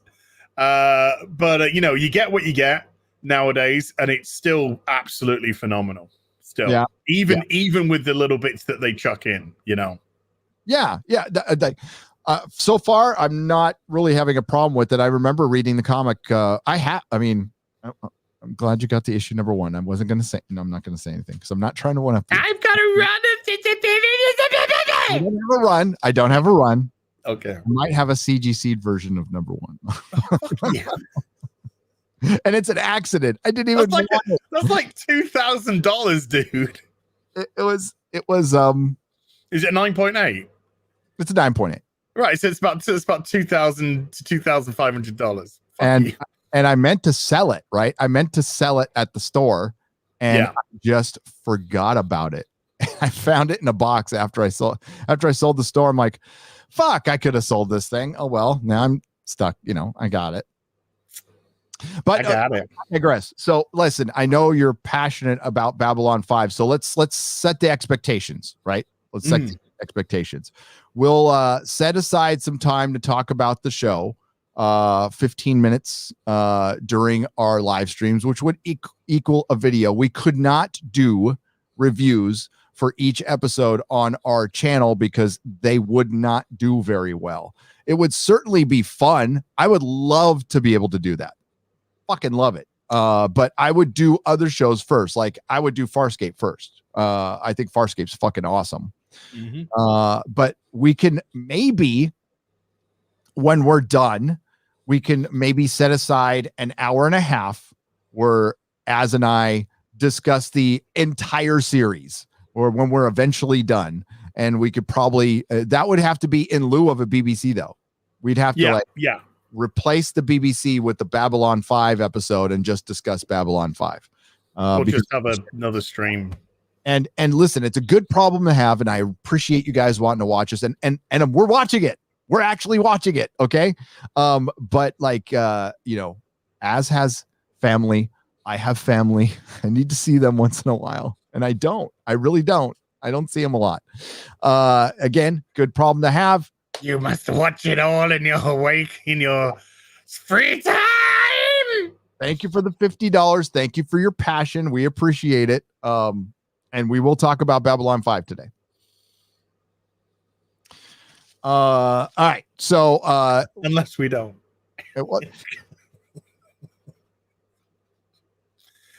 No, you just said we'll talk about Babylon 5 today, and I said unless we don't. Unless we don't. Shotgun Gaming, thank you for the 14 Danish krona and the phallic unicorn. I appreciate it. Critical Ramblings for $10. I was going to say, may the 4th be with you, but I was distracted by a strange looking moon. Then I realized that's no moon. It's Ryan Johnson's forehead. Hail as it, Gary. Long live the fandom. Long live the fandom. Hail. Happy Kill My Childhood Days from Dan Vask for $20. Dan Vask. Dan Vask is working on a project that I'm very excited about. And you've given some suggestions, sir? Yes. Thank you. I like those suggestions, by the way. I think they're very good. Keaton Smith. Thank you for the super sticker for 99 cents. Fabio Carrero for $2. Thanks for your Batwoman reviews. Quite enraging, as they love the Batwoman reviews. They are for me. Hey, and it's great to be able to watch Babylon 5 afterwards, to cleanse the palate. Palate cleanse, palate cleanses. Yeah. I watched an episode this morning. I watched an episode. Primer for $5. Hail, Az and Gary. Love these live streams. Also, will you guys review graphic novels like Watchmen, V for Vendetta, League of Extraordinary Gentlemen? Yes, we will in the future. We will. Clay Johannesson for $5. Hail, Gary and Az. Just wondering, has anyone in the movies ever actually referred to Carol Danvers as Captain Marvel? I can't recall this happening. Yeah, I think they did in Infinity War. No, in Endgame, right?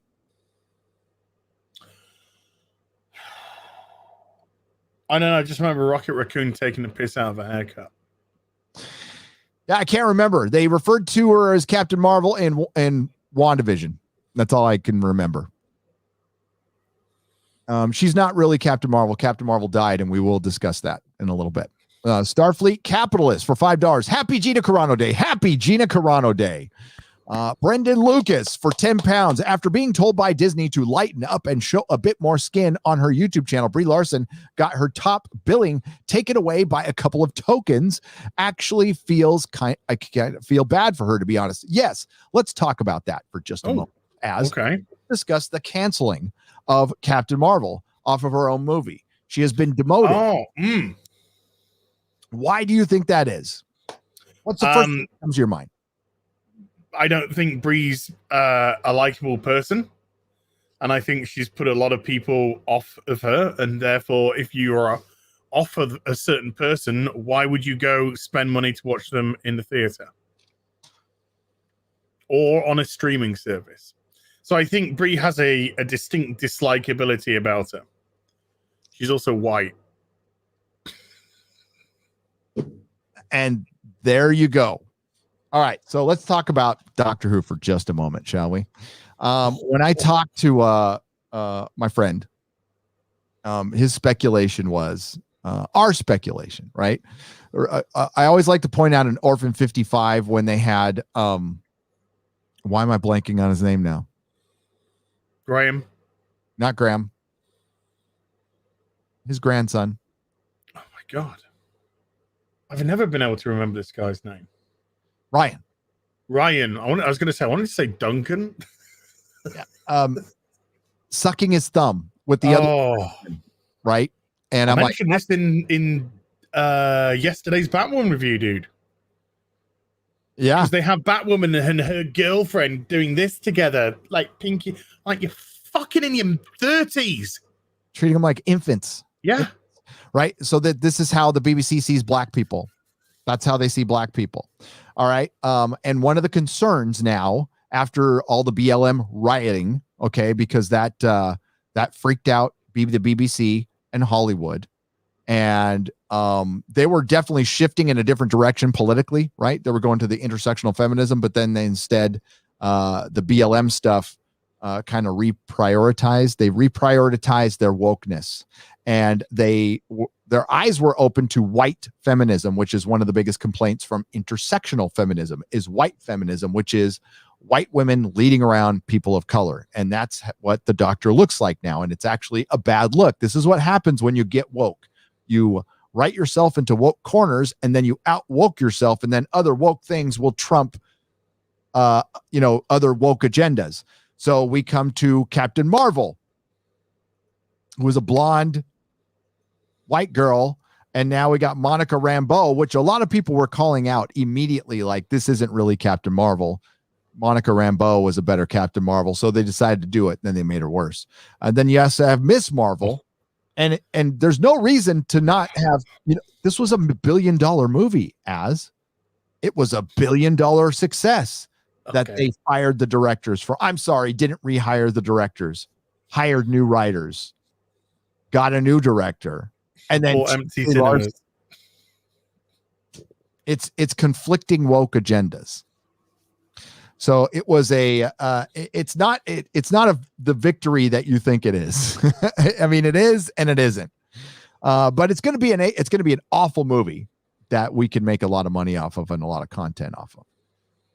We're going to have, oh my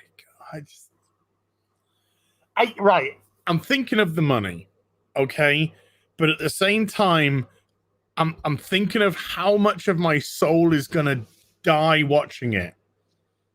And I got a horrible feeling it's going to take about 30% of the soul.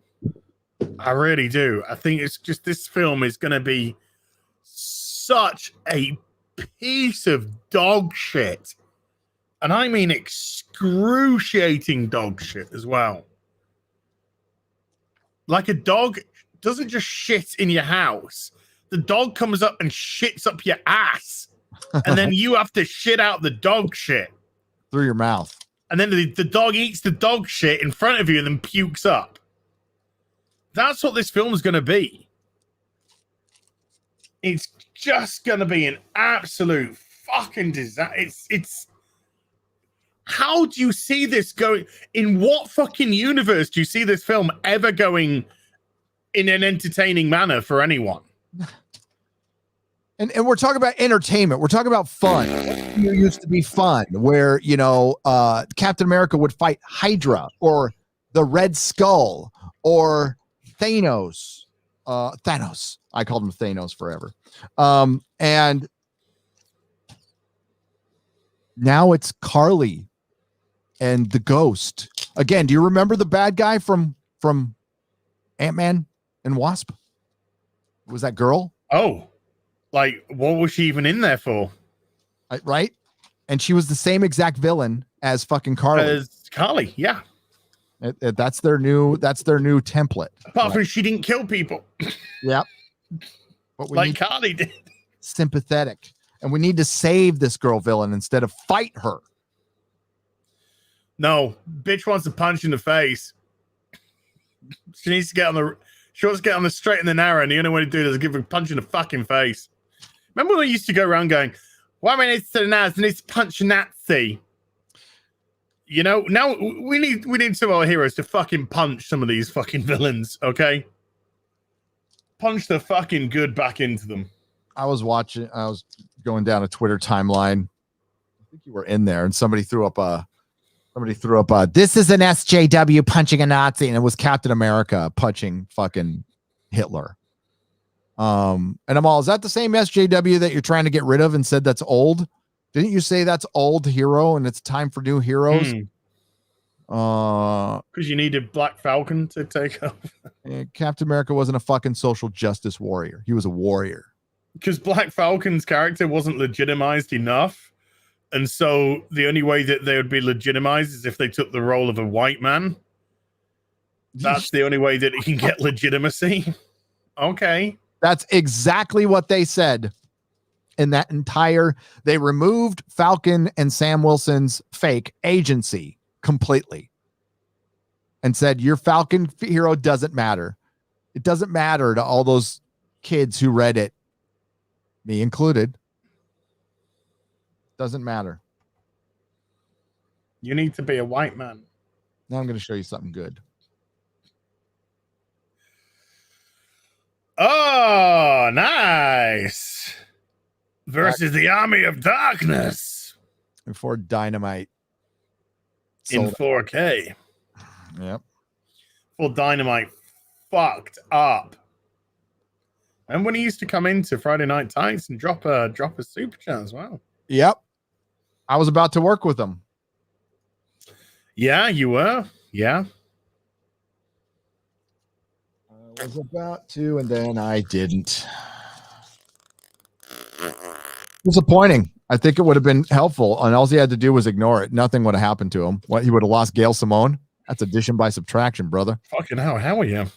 That is addition by subtraction. Well, it depends on sheets. What sheets? I don't have my phone with me. I don't have my phone with me. Hang on a second. I got to check and see how the connection's doing. It's all right. Nobody seems to be, complaining or. WG, thank you. Yeah, because I'm sorry, I'm doing this the old-fashioned way through StreamYards. My apologies, folks. We are going to Wirecast very soon on Friday Night Tights. I pulled the trigger on that, which means pull the trigger. Wait.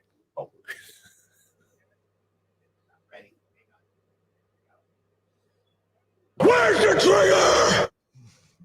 Where's the trigger? Where is it? You never get the trigger. Where is it? Where is it? Game okay. Can you count? Oh, wait. Hang on. 1, 2, 3, 6. No, I cannot. I think you're in the fucking wrong one. WG for $500. Whoa! $500. Can you count?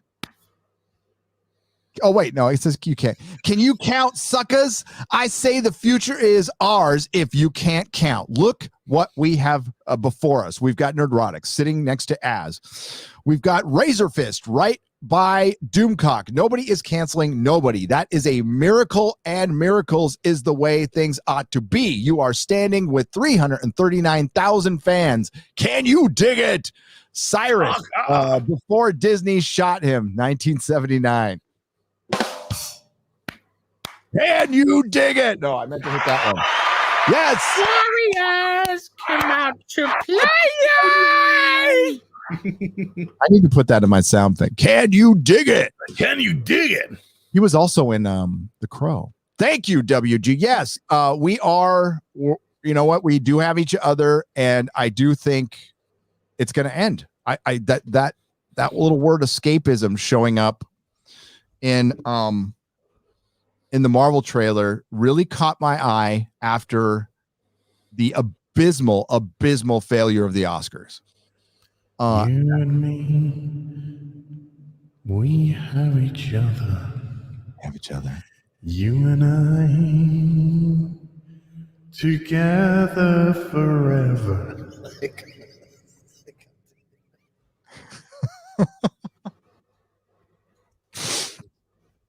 I'm just gonna start laughing. I think So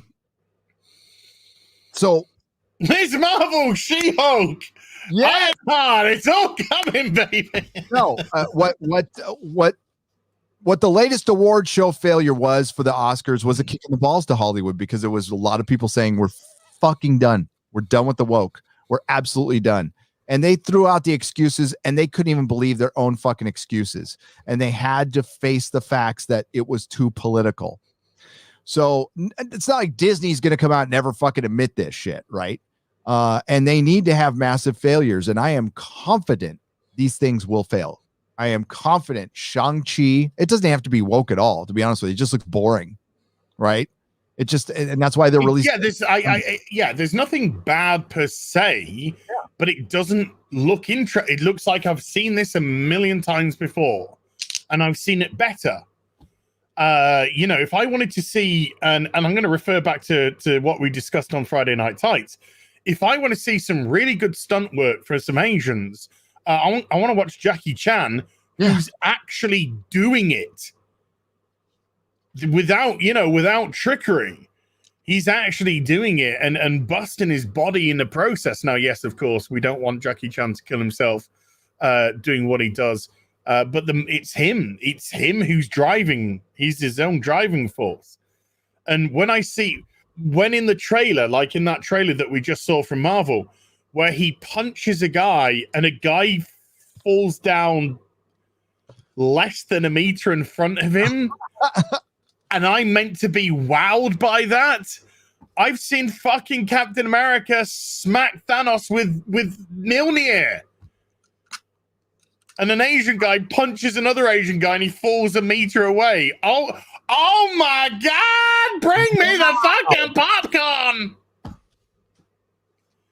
It's not. There's nothing to get excited about. I've seen it all before. No, and we have Mortal Kombat like doing well for at least its first week. Godzilla versus King Kong doing well, and it wasn't full of woke shit. There might have been a little bit, but it was mainly just monsters beating the shit out of each other.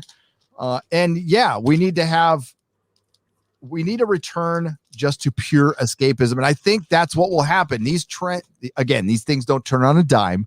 Trends take time. And this is a trend. And believe me, when Coca-Cola is saying be less white, I mean, that's where trends go to Hollywood to die. And then when they get to Coke, they're really fucking dead. And it's going to take a while for it to work itself out of the system. God, I totally forgot about that, Gary. Yeah. Coca-Cola told their employees to be less white. What the fuck? Jessica Alba, fucking I'll drink her milk all over a fucking tip. Okay. What? Yeah.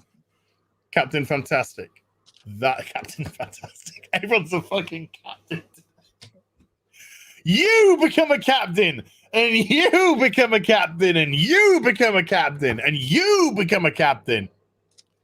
Yeah, I wonder when we're going to see Sam Wilson's Black Captain America all over everything, just like that one. I want a spoof film. Axel, are you listening?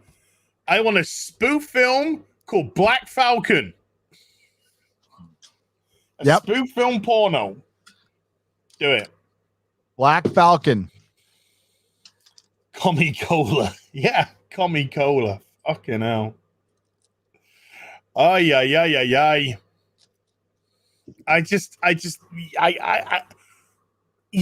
Look, I don't know how much worse it can get, because there's going to come a tipping point with corporations where they're going to go, hey, look, when Gillette turned around and went, hey, no, we're proud of losing $8 billion from our share price because we absolutely told our... I'm going to have to just say this, Gary, and I do not apologize for saying this. Our male audience to stop like growing hair, because that's like transphobic. Can we just leave it to the transies to do, please? Okay, that'd be very good of you. You're telling the fucking working man, who gets up at 5 o'clock in the fucking morning and goes out in the fucking freezing cold to do his fucking hard ass job. And you want to fucking turn around as a company and be like, can you like stop being like masculine and stuff? You know, boys will be boys. It's not good enough. Just like, it's game over. The working man is going to fucking take that razor and he's going to stick it in some places that you probably didn't even think it would fit. Yep. Jesus Christ. And then they followed that one up with the trans one. It's just like, you are missing. There's the bullseye, right? There's the bullseye right here. And you're fucking shooting your arrow somewhere in Kuwait. That's how far off the mark you are with what your audience is. Yes. Remember when Gillette was just like, I'm a fucking rugged man. I'm a fucking rugged man. I got a big fucking face of hair. I'm just taking it off here. Oh, hold on. Some fucking hot bitch is coming in the room to tell me how fucking fit I am. Darling, you're fucking gorgeous. I know I am. Now make me a fucking sandwich. That's fucking Gillette. That's the best a man can get. She makes good sandwiches, though. If you suck a golf ball up a 12-foot hose pipe as well. Yeah. But what you're doing is you're appealing to the vanity, the male fantasy, and that's what the whole aspect of advertising is about. You're appealing to the extreme elements of it. You know, with women, they had the man from Milk Tray. You know, women could be like, I want to wear some sweatpants. I don't want to look fucking fit tonight. I want to wear fucking baggy t-shirts and sweatpants, sit on the couch, watch my fucking shows, and stuff my face full of fucking chocolates. But that isn't an image which sells. You know, oi, like, you know, I know you want to be lazy tonight, darling. Have some fucking milk, try and put some fucking jeans on. No. You'd be like, you have just come in from a hard day's work, and you put on your silk nightie and slip between the sheets for a well-deserved rest. But what is this? It's midnight. Your window opens. The breeze filters in, and a dark, mysterious stranger enters. Who is he? Why is he here? He shouldn't be, but you don't mind. What he's leaving on the side by your bed? Why, it is a box of Milk Tray chocolates, or your favorites, especially the Turkish delights. You wake up and he's gone, but the chocolates are still there. Oh well, better tuck in. That's how you sell that fucking box of chocolates to a woman. Maybe he'll finger you with his penis. If he's Mr. Fantastic, yeah, you can do it. You know, and then and guys, you know, guys want a fucking bit of chocolate. What do? They say, hey, right, darling, take this fucking flake and fucking suck it like a dick. See, we used to have these. Okay, dude, I'm going to show you. I'm going to find a flake advert from the UK. All right. And we're going to play it on your stream. And if you get flagged, I don't give a fuck. Flake. I'm glad you don't give a fuck. Because it's not my. Here we go. Right. Okay. Yeah. These are the fucking UK ones. These are the UK ones. Let's just see this one. Yeah. Hold on. Let me just see. I want the perfect. Okay, that one's edited. And that's not. Is this the dirty cow? Okay. Oh, is this the one? Is this the one we all love? Yeah. Okay, this is the one. Right. So this is a chocolate called a flake bar, Cadbury's flake. I won't I don't know. Can we play the music? Do you want the music on? Well, like, is it copyright music? I don't think it's like it's made for the advert. It's not a song. I'll share it. We'll see. So this is it's all set up for you. This is how we used to sell fucking chocolate in the UK, man. Times they are a changing. I see. Okay, so. What are they Flake?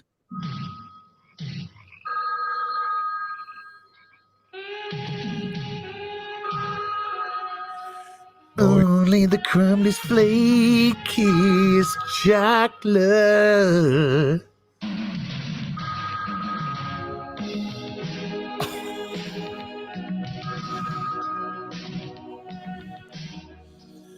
Don't pick up that phone. Stick that chocolate down your throat like a cock. I want some Flake. I know. And there's lyrics to the song. There's lyrics to that song as well. That shit. And imagine today. Now it's going to be just some blue headline. Yep. Body positivity. Dying at 45 from diabetes. I want to see the chat. If the chats are just like, I could really do with a flake right now. Yeah. Oh, they are. Oh, I'm itching for a flake. They are. And there were just like loads of those adverts with different women. Oh, yeah. Doing the whole thing. Like, remember when ads, like in the late 90s, ads, like people were practically fucking naked on ads. It was great. And videos, it was like, oh, listen, and we've always been, the British TV could have boobs, ladies and gentlemen. We could not. We can't to this very day. We had that fucking guy on Hill Street Blues or whatever, or was it Hill Street Blues or one of the we got to see his butt. That was a big deal. Some big fat guy's butt, and we're like, oh, it's a big deal. It's like, no, I want to see a titty, some bobs. I want to see a titty. Gotta see bobs of a Ghana. So this is a comic book show, so I did run across one of my favorite crossovers of all time. George Perez. Somebody just said, I want to be a flake. Yes. This broke George Perez too. This cover, which wraps around. It's fucking. But this image right here. Yeah, baby. That's why you're a fucking comic book fan. I've got that as well, dude. Oh, fucking love that. I love how they Superman with the shield and Mjolnir. Your argument is now invalid. Yeah. Hey, and Jon Favreau. Everybody loves Jon Favreau, and I've been bitching about a comic book he hasn't finished. Here it is. Oh, Iron Man. Viva Las Vegas. Oh, hell yeah. Damn. Bernov, Jon Favreau. And wait, there's the scroll variant, which you can get. This was during that's clever. That's a clever variant. Yeah. And then like there's another one he did. Damn, that's just classic. That is number 2, and that was the last one we ever got. And it was supposed to be 204. 204. Never saw the other one again. This was Iron Man at his fucking peak. Like he had never ever sold this many comic books in the direct market. Now that's if you go back to the Bob Layton days when it was in when they were being sold in 7-Elevens, these comics were selling in the millions. Yeah, that's right, ladies and gentlemen. Comics used to sell in the millions regularly. Detective. The last time we had the charts, Batman, Detective Comics featuring Batman was selling about 32. Well, no, was shipping about 32,000 issues. Superman was shipping 30,000 issues. I remember when Derek Robertson, artist of Transmetropolitan, co-creator of The Boys, called me distressed when he heard first time that The Amazing Spider-Man had dipped to 60,000, only selling 60,000 a month. That was horrifying. And I hadn't been paying attention to the sales because, they were always pretty much the same. There was like 100, 120,000, sometimes 200,000, 60,000. And now that's considered good. Good. Now that's considered good. Yikes. It's very sad. Very, very sad. All right, so let's read some super chats, and then we'll let's talk about Babylon 5 first. We'll talk about Babylon 5 first. How you doing on time? I don't want to keep you. I'm fine. I got an hour and a half. Okay, good. Thanks everyone for hanging in there. We love you guys.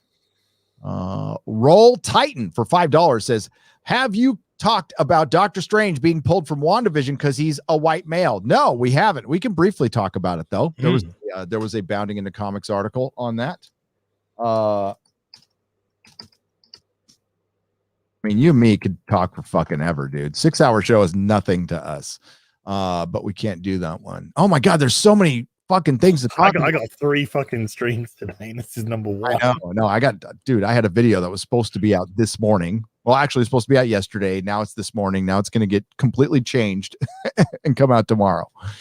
And then the Falcon and Winter Soldier review. Let's see. Kevin Feige, Doctor Strange, cut from WandaVision. There we go. Cut from WandaVision. Kevin Feige says Doctor Strange cut from WandaVision because he's white and male. John, I love you. Don't be like Garbage Tier. Don't repeat your headline in the byline. Make your byline different. Yeah, come on.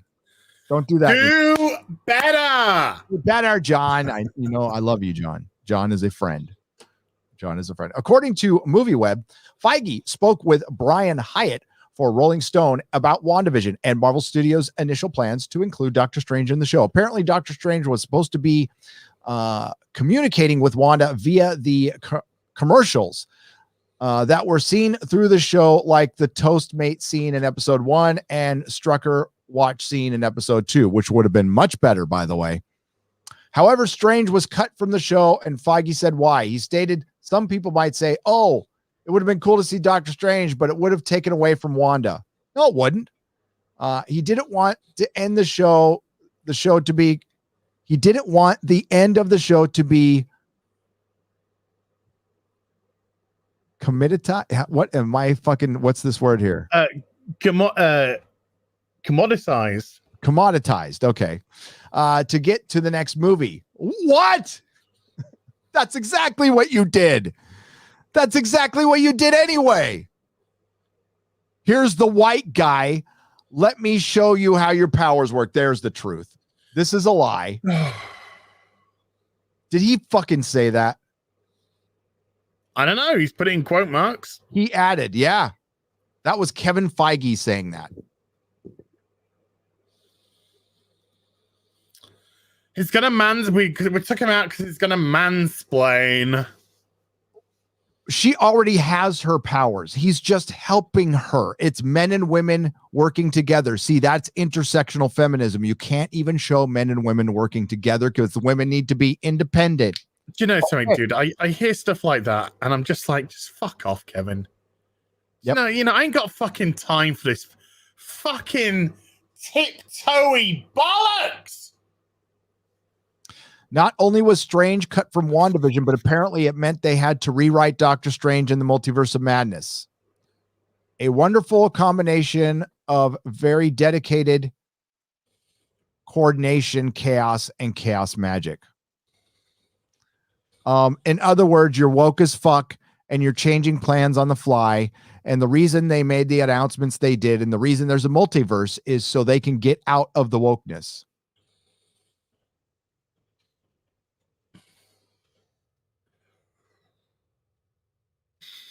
Do you know what I want to get out of this shit? Phase fucking 4 of Marvel. Yeah. That's what I want to get out of. Making me look at my wallet and decide to keep that money that's in there and save it for something else. Yeah. This is it's kind of like, oh, Disney, I've got. Doesn't matter. I'll just keep hold of it. I love your fake UK money. It does. It looks like fucking Monopoly money now, dude. It's like Australian money. It just looks so fucking. Yeah, It's got fucking plastic. It's all plasticky. It's like this plastic stuff, and then you got like the fucking holes in it over here, and there's like all these different gazillion checks that it's real money. I love how you guys never like fully embrace the euro. Oh, we weren't having that. You're like, no, at the pound, bitches. Like this thing stronger than the dollar. We'll join the EU, but we're not having your fucking shitty money. None of your shitty money. So yeah, there's now we're not part of the EU, so no matter. Marvel is making society look at itself. Oh, I'm gonna rip the fucking shreds in a video. Oh fuck! I am so glad I waited. In the comics, didn't Rogue kill Captain Marvel? Act-Yor for $5. Yes. No. Rogue didn't kill Captain Marvel. Rogue put Miss Marvel into like a coma, which is interesting. Because Miss Marvel is going to put everyone into a coma. Oh God, I can't. I got a pile of comics. I'll wait. I mean, that's what I originally thought she did when I read the comic back in the day, but then later things were slightly changed.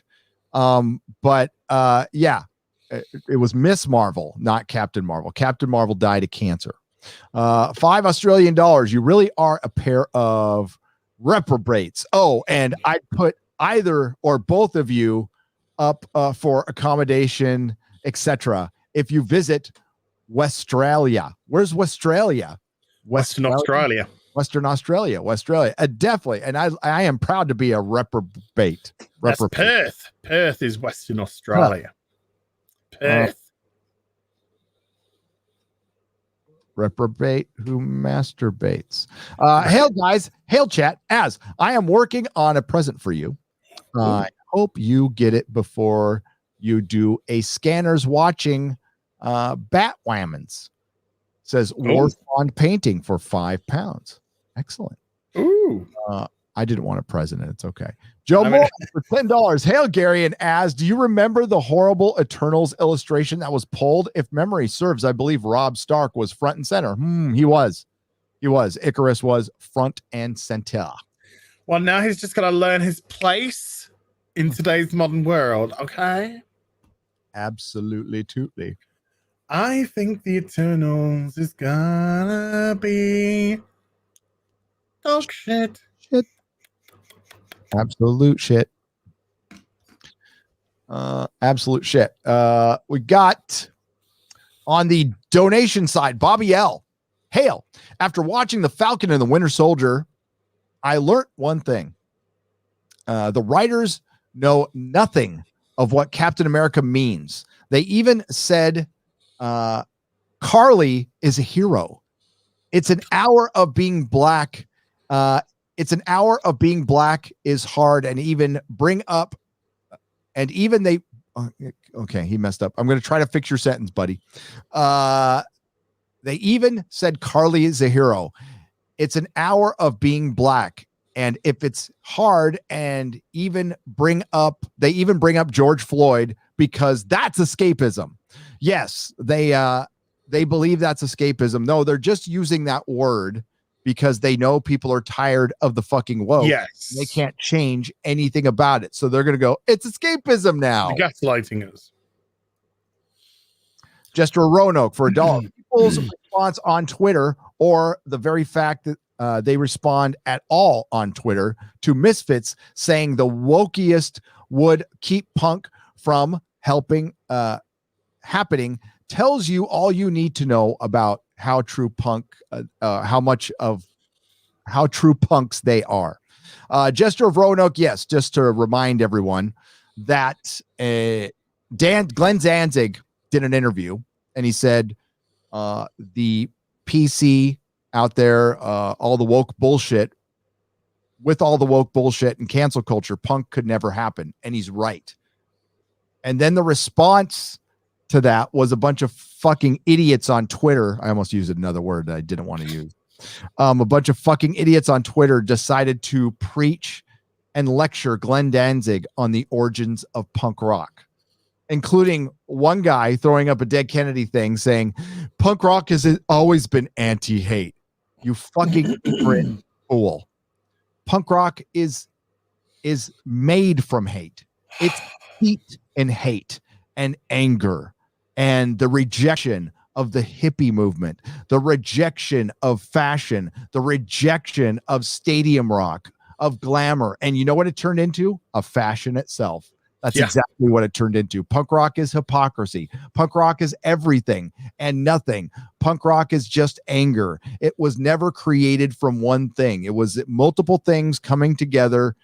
It was garage bands. Yes, there were capitalist punks, communist punks, socialist punks, anarchist punks, nihilist punks, all kinds of different punks, because there was all kinds of different bands. But you can't say it was one thing, and you cannot say it was fucking anti-hate. And back in the 80s, when I walked out of a fucking Dead Kennedy show at Wabash Hall right down here, I got my ass beat by skinheads, Nazi skinheads. Yes, they used to exist. They don't exist anymore in any real numbers outside of a prison. But you know who does exist? Antifa. Antifa. And they are a danger. They are the real danger. And no, they're not punk rock. They're all a bunch of fucking pathetic fools. But seeing people lecture Glenn Danzig was fucking awesome. It was great. Just watching those idiots. I mean, like, you do know who you're talking to, right? Glenn motherfucking Danzig. Gary, you ruined the mystery by revealing what Maris looks like. Hashtag dated Frasier joke. Oh, I know what you're talking about too. Morality 124. Yes, I put a picture of my dog up on Twitter. The mashup for $10. Hello, I'm a small entertainment YouTube channel trying to grow. Any recommendations? And he's got a link in there. Recommendations. Put out work hard,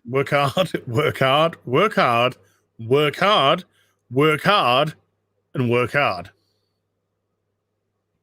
Yep. If you're just starting out, and I would say work hard. Find out what works for you, and then multiply that as much as you can.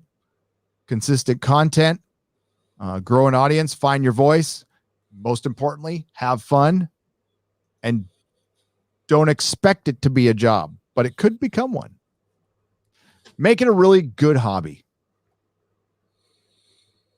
Hail Gary, and first time donating. Thanks for keeping me sane through the pandemic. Lads, loving the content from both of you. Aw, thank you. Cheers. First time donating. Darling. Cheers. Red Eye. Hey Gary, as about the point of missing out on the mainstream comic, I think the Saint. Oh, I read that one already. Okay, we're caught up on that. All right, Babylon 5. Babylon 5. Yes. All right. So I got up to. I'm gonna get my episodes list up here. Yeah.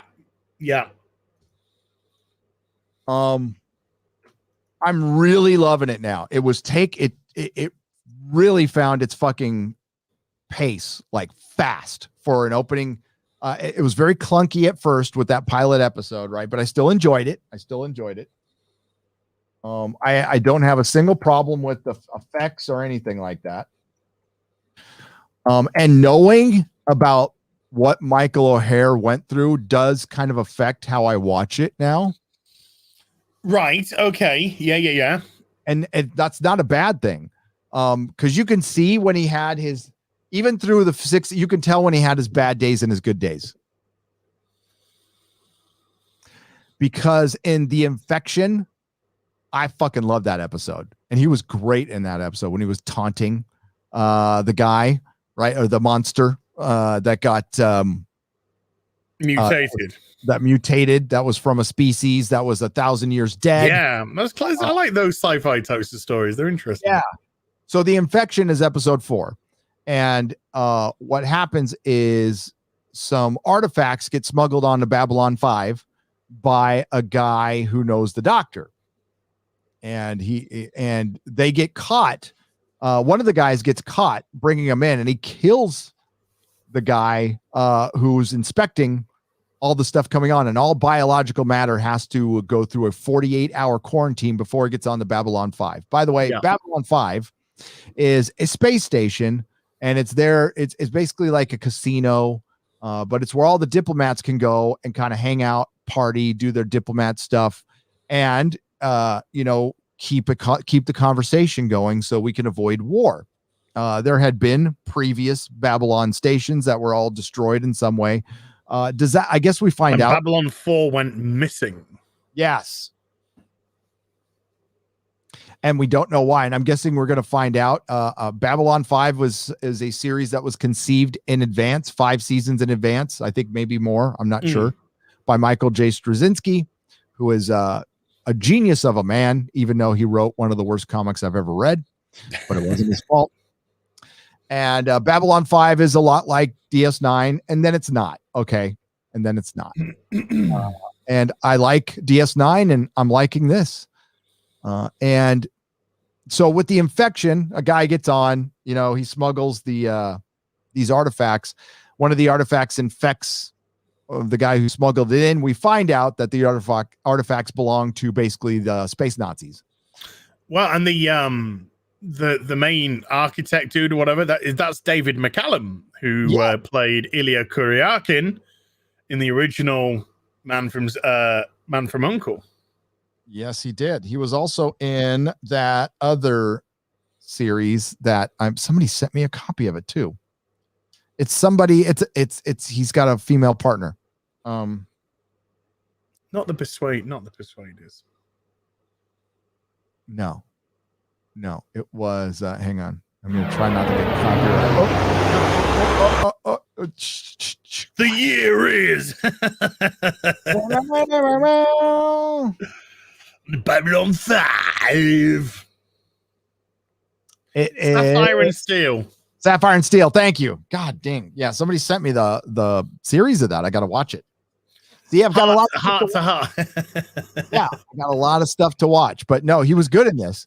And Dr. Stephen Franklin was his pupil, right? And he came in and basically took advantage of him and said, "Oh no, I got all this stuff checked out already. But could you scan it with your medical scanner?" And he's all, "Oh my God, it's biotech." So it was biotech, but it belonged to space Nazis. So it infected one of the guys who smuggled it in, and he basically turned into one of them. And Michael O'Hare had to fight him. Jeffrey Sinclair had to fight him at the end. He was taunting him, and the way he was taunting him was fucking awesome, by the way. And he was ready to die. So you could see they were already writing into the script, maybe getting him out of there by season 1. I don't know if that was part of it. We'll find out as episodes go on. But Michael O'Hare, the main guy, had a severe mental illness, and he was hearing voices and having hallucinations. And Michael J. Straczynski knew about it, but nobody else in the cast knew about it. And he didn't want, and Michael J. Straczynski was ready to fucking shut the show down. And Michael O'Hare, to his credit, said, "No, let's keep it going, and I'll just soldier on." And he didn't know, and nobody knew that he had like hardcore paranoid delusions and stuff. You can't imagine this stuff. It must have been horrible for the guy. And like his career was over after that, by the way, but he made it through season 1. And that 4th episode was the one where he stopped being so stiff to me. And he started. Yeah. He really kind of loosened up. Maybe there was some sort of catharsism in what he was doing, with the ability to kind of be a little bit more active and boisterous and a little bit out of control. You know what I mean?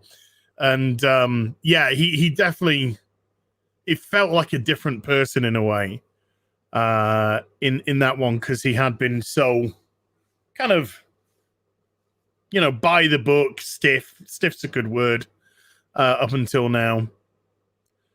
But I thought the final form of the The creature was pretty good. Yeah. No. The makeup's good in this. Yeah. The creature makeup is really good. So yeah, when he's going through the transitions, I'm sort of like, oh dear. And then when he gets to like the final one, I'm just like, actually, that looks pretty decent. You know, particularly for that time. Yeah. There you go. There's a good. Yeah, I thought it was pretty decent. Yep. So this is, and that he's got that little heart thing in the middle, right? So that was a key to his. I love the X-ray too. I live off the X-ray. By the way, oh yeah. Christian, I love her, man. She's good. She's good. She's an episode of Columbo as well. Okay, so what basically these aliens were? They've been gone for 1,000 years, and they strive for purity. So pure, they were so they strive for purity that their own weaponry turned on them. Yes, eventually, kind of like Daleks. So there's kind of like a Dalek-esque vibe to that. And this guy, so this guy takes over a human, and how Sinclair beats him is he's like, go access the human's memories, and he saw what your world is now. And it's perfectly cleansed. And it was just a desert. He's all, no, forgive us. And he rips his fucking heart out. And but then Sinclair they're in an airlock and they're trapped, right? And he's ready to fucking die. He's like, I'm ready to die. And he's done this a couple of times already. So Garibaldi, the security officer, who I like a lot, chews him out at the end and goes, dude, I'm your friend. I know you're my commander, but I've been your friend longer, and you're got a death wish. And he got pissed. Sinclair got, are you finished? Yeah. That was good. And then they talked about the weaponry, right? Being in the wrong hands, and then immediately the Earth government comes and takes it.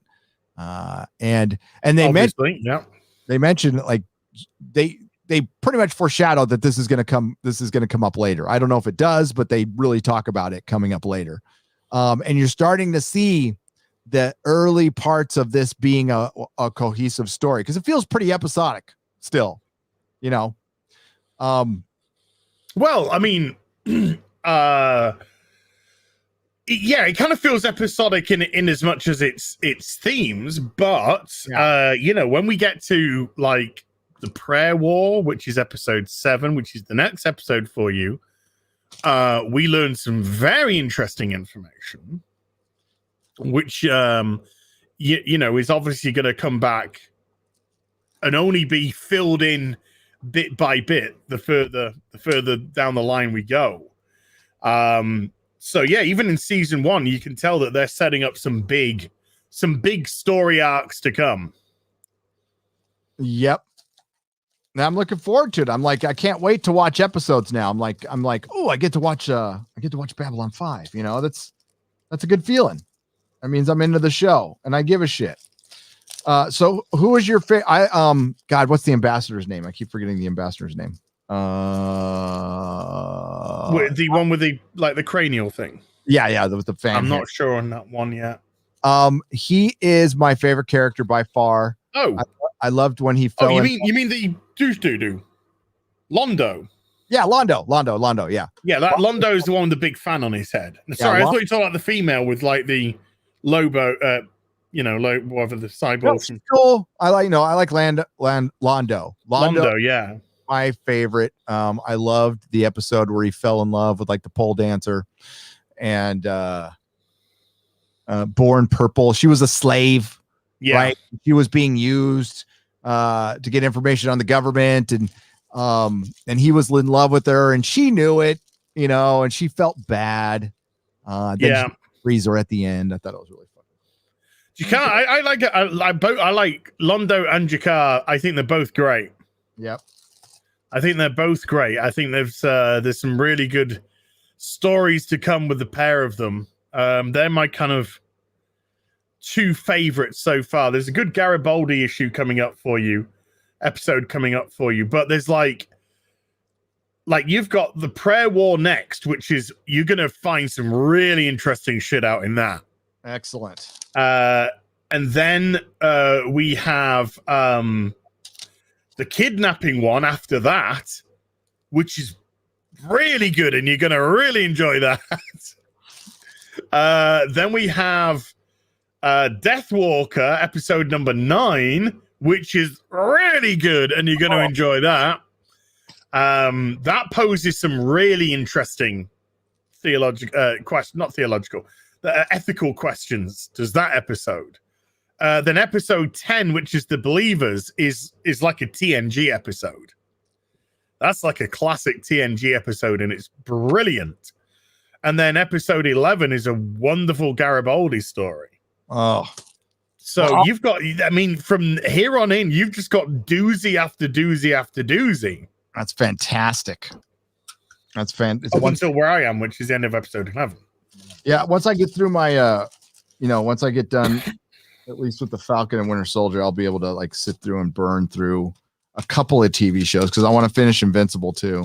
I want to watch. Don't you mean Black Falcon and why is this person here? Yeah, exactly. That I need to get through, unfortunately. But no, I want to like binge the rest. I think I'll binge the rest because it's a good thing to watch, kind of like while you're fucking alphabetizing comics or something like that. It's a perfect show for that. But damn, it looks like I got a lot of good stuff. Yeah, it's 4.7 out of 5 stars. That's a pretty well reviewed TV show. So I'm loving Babylon 5. So thanks for pushing us to watch it. Can't do individual videos. Sorry. No, I don't have that kind of time. I wish I did. But I definitely think that maybe and we'll run a poll. Maybe we'll see if we want to replace a real BBC episode with a Babylon 5 discussion. I think it's a possibility. Or maybe not. We'll see. We'll see. We'll see. I have a feeling there's be 6 people there with fucking guns to his head. Yeah, but there'll be the 6 people watching. Now start talking. Okay. Say good things about the Babylon 5 or lose your brain.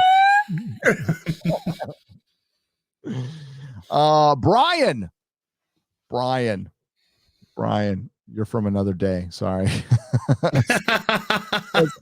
I scrolled down too far. Brian, you're from another day, and I already read. You're a different stream, Brian.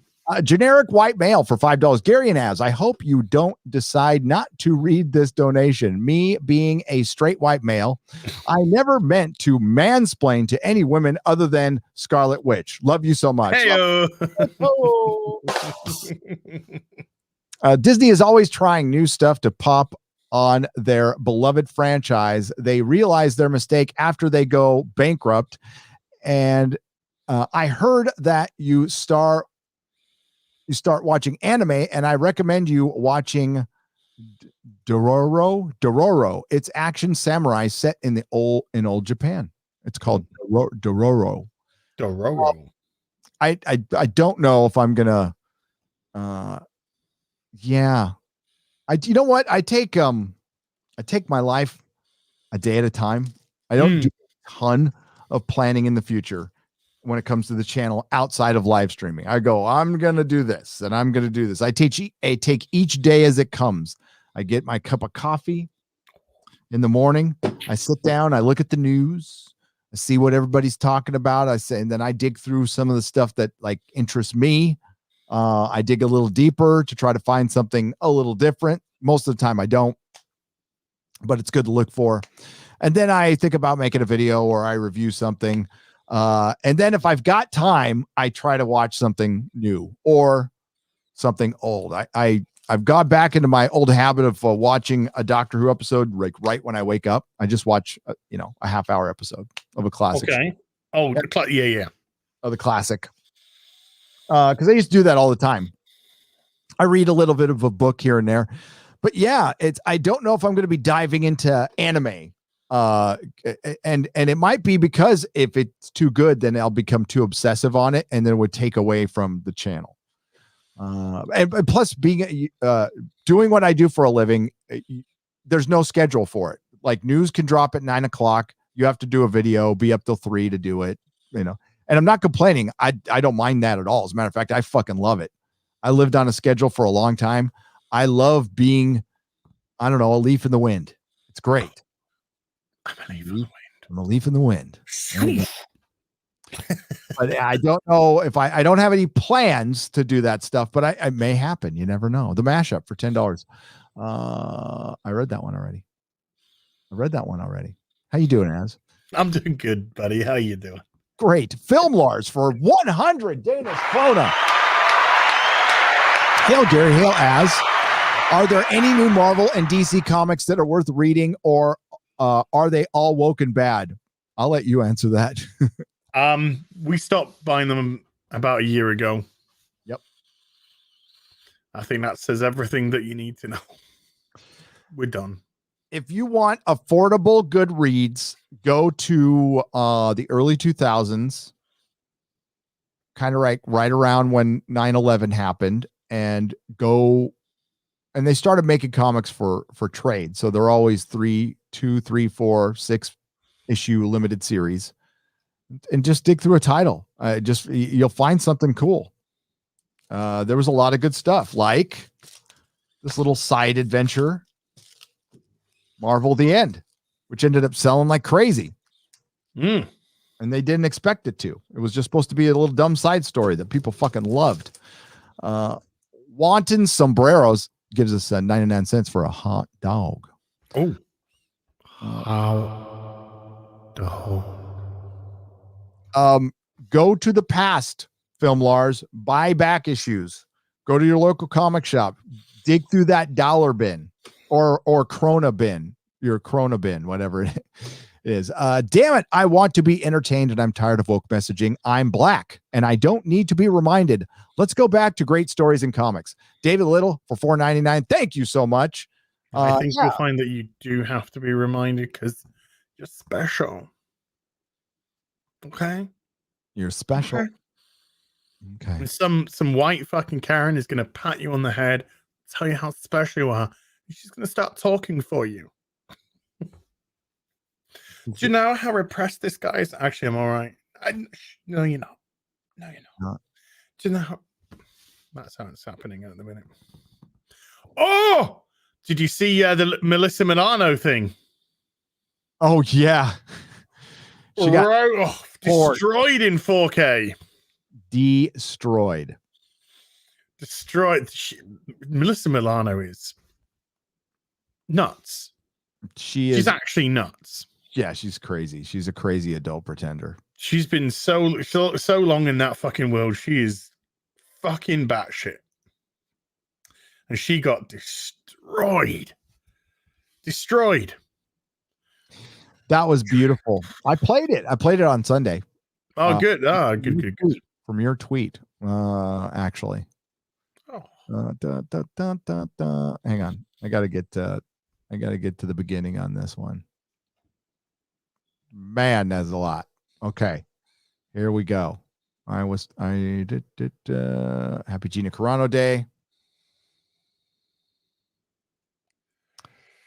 Thank you again, Bill Bonius Bag of Donuts for the $5. Hey, I got engaged over the weekend and listened to Friday Night Type. All right. Yes. Help me stay calm the day of. So here's $5 to thank you for the before this wedding bankrupts me. Yeah. And it will. Congratulations, dude. Well done. Congrats. As the international music star should be first for $2, says Eric K. There you go. I can't argue with that. My own fucking mod. Jesus. Top billing. Crazy cat guy for $1.49. I'm gonna talk to Eric. Crazy cat guy for $1.49 gives a hot dog and an ice cream. Cream. Thank you very much. How dog. Climber for $5 says seeing the word Bendis on a comic is like seeing the word EA on a video game. Hail the real BBC. Ooh. Ouch. Hail guys, my only experience with Bendis was an awful Halo comic that teased MC on all covers, but was barely in it in favor for a nothing character. Yeah. Bendis used to be okay. He's not anymore. Long way from it. Roger H, thank you for the thumbs up. $1.99 for 14 Danish krona from Chi the Floppy, a hot dog. How down. Dark Claw for $4.99. Don't know if you mentioned this. Comic artist JP Leon lost his battle to cancer last week. And yes, Tommy Lee has a GoFundMe to help his family. Yeah. 49 was he? 40 fucking 9. Sucks. Fuck cancer. Yep. Fuck cancer. And that's JP Leon, and his family started a GoFundMe, I believe. Batman Superman for £2. BBC should be disbanded and become pay-per-view. Yes. I think just disbanded is fine. Brown Gaijin for $2. So as and drinker would be as drinker. There you go. Just another red shirt for $5. Hail Gary and Az. What are the chances we could get Eagle Moss to do a model for the Prisoner's Lotus 7? Oh, probably pretty good if you petition them. I mean, it's about licensing as well. I mean, there is the Kickstarter at the moment with the Prisoner toys, licensed Prisoner toys, kind of like really for the first time, which is great. There's going to be a need for. You can actually get a Lotus 7 at the moment. You can actually get a Prisoner Lotus 7, kind of like corgi dinky toy. They do exist, you know. They do. But yeah, I mean, they did a fucking Star Trek Discovery ship. Right. Ooh, Picard. First Contact Picard goes up for pre-order tomorrow at, it's going to be 9 a.m. for you. Oh my. Tajia 527 for $5. Gary, when you open your new store, can I get my crowdfunded books from you somehow? I miss going to a comic book store again. As moved to Texas. Okay. Yeah, move to fucking Texas. You can just stay on my land. I thought you were gonna say lap. Well, stay on my lap. No. Just stay on my lap. Okay. Tell me what you want for Christmas. Albatross for $5. They drug his name through the mud right before he passed away. Now they're trying to sell this cutesy sentimental junk. Shake my head, says Albatross for $5. Yes. Oh, yes. They shut all over fucking Stan Lee. They were shitting on him before he'd fucking died. They were saying, "Oh, that guy's last couple of years, it does. It breaks my heart. Breaks my fucking heart the way that company was." And as soon as he fucking died, those fucking cunts were straight on Twitter with their nasty. He was a fucking disgusting man. Anyway, he's just a fucking sexist and he's a bigot and a homophobe, saying, "Oh, I don't want Spider-Man to be fucking gay." Yes, because Spider-Man ain't fucking gay. So why would he be a different fucking orientation, you dipshit? Written into the contract. It's written into the contract. That's why they're trying to get around it with bisexual. Yep. You're still gay if you're bisexual. You're still taking cock if you like, if you're a man. Yep. Okay. Bisexual means you just can't make your mind up. I mean, that's fine if you are, but just you do you. But yeah, there were some rancid people when he had some rancid people around him in his life at that time. I was actually kind of hoping that Kevin Smith would take him in. Yeah. At least Kevin Smith would have looked after him for all Kevin Smith's this is going to go in my video, but for all the pontificating and they're doing right now, they sat back and watched this man get abused by his family members, by his friends, and did fucking nothing for him. Didn't lift a finger. They also didn't lift a finger for Len Wein, who died almost broke. If it wasn't for people like Hugh Jackman and stuff. There's a lot of comic book creators that die fucking broke that they don't give a shit about. So invoking Stan Lee for this guy, fuck you. Fuck you. Didn't Stan Lee's daughter come out after he died and expose Disney for treating him like crap? They treated him like a senile old man. Yeah. And his daughter treated him like shit too. Yeah, she treated him like shit as well. So. Yeah, she's not a good person. Lord Trinan for $10. Superhero stories were designed to be about beautiful women and handsome men fighting epic battles. If you want realism, go elsewhere. Bring back the beauty and tight, revealing outfits. Absolutely. Bring back the idealism, the aspiration, the escapism. Escapism. All right. Let's talk about. You got a 50. I got a 50. Hang on. And then let's talk about the death of Captain Marvel. The death of Captain Marvel. And unfortunately, the good one, not the bad one. Yeah. The one who should have stayed alive. Bones 8 for $50.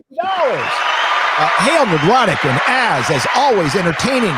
Did not want to believe I was done with the MCU until they cut out. I didn't want to believe I was done with the MCU until they cut out Doctor Strange for reasons they did. Yeah, that was a stupid thing to say publicly. That was a fucking straight up, like, Kevin Feige is lost. He is now completely sold out to Moloch. Probably did a mock, sacrifice at Bohemian Grove up here in Northern California. Sacrifice some kids. He's starting to look all that weird Hollywood thin, he's getting his kale and carrot smoothie. Yep. Good man. Yeah. Fucking fuck. All right. So Death to Captain Marvel. I'm going to try to show an image. Hopefully I don't get in trouble for this. But fuck it. We need a visual aid. Sorry, Marvel won't know what the fuck this comic is anymore.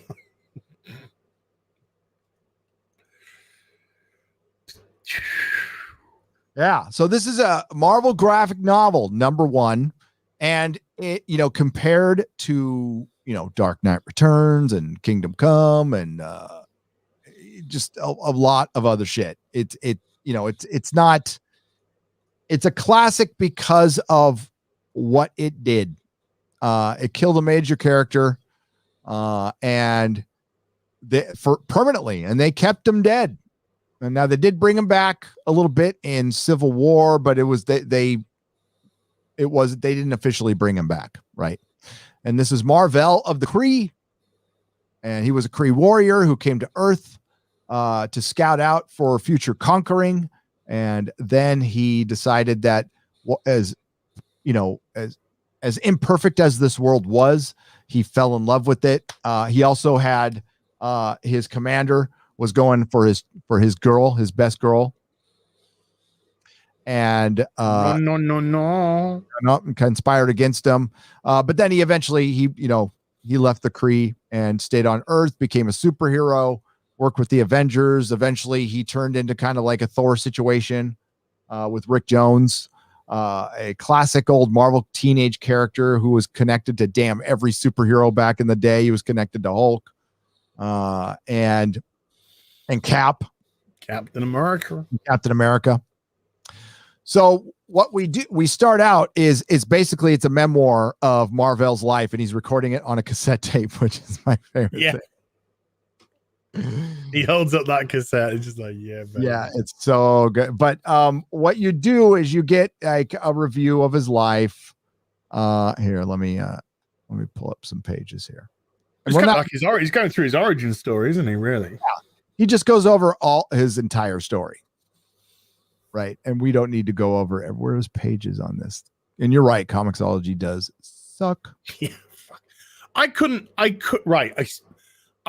not buy this thing to fucking read on my iPad. Why not? It wouldn't fucking show a price on Comixology or anything. Even I was going fucking insane. I had to come to my PC to fucking buy it. So it's just, I was just so fucking giving up on Comixology today.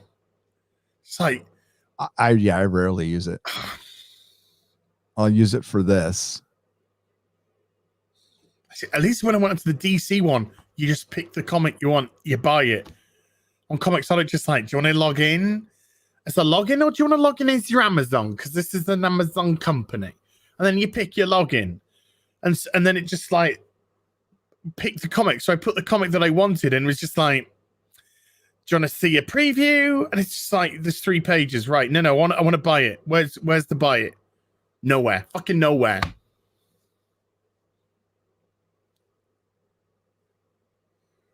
Sorry.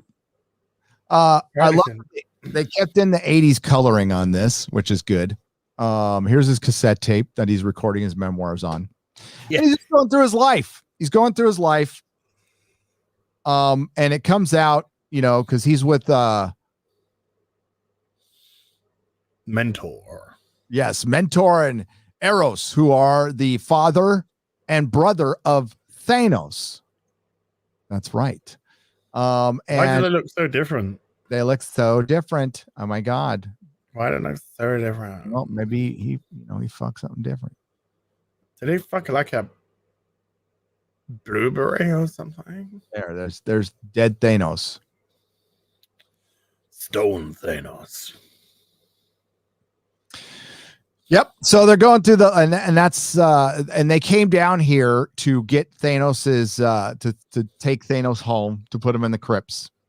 And they get attacked by some of Thanos's children who are worshiping him, and then Mentor they just wipe him out. Yeah.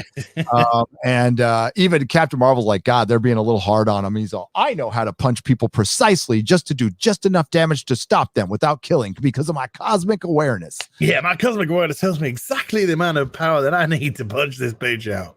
Yep. Whereas those guys, they don't know their own strength, and they can start fucking killing shit without even realizing. Yep. So he gets, after the fight, he starts coughing, gets exhausted, and they're like, what's going on? What's going on? And he finally comes out and says, listen, I was fighting Nitro, and I grabbed this canister of gas, and I took full in the face, and it gave me cancer. So I've had cancer, and if it wasn't for my wristbands, I'd be dead. And if it's kept me alive this long, and I've looked everything for a cure, and they try, and then Mentor tries, and then then he's all, well, have you told your oh my God, I forgot her name, his girlfriend? And he's all, no. And there's a great little scene in here. Let's yeah, with no words were necessary. None. She knew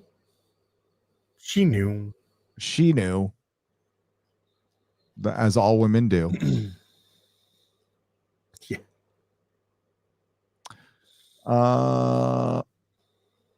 Yeah. So Mentor, here we go. Mentor is a good scene. Whoops, I didn't mean to do that. I meant to do this. Okay. I'm sorry. I need to zoom in because I'm blind. I could understand that. It's a terrible disease. We on Titan call it the inner decay. I like that. You Kree have named it the Black End. Earthmen call it cancer. Well, it was clever. I thought it was actually really clever, that bit. I did too. It's like, yeah, different people have different words, different explanations for it, different stories about it. So I was just like, yeah, that works. Because you knew that he was going to say cancer. You knew what it was yourself. So when he's given the different words, you were just like, oh yeah, we know what this actually is.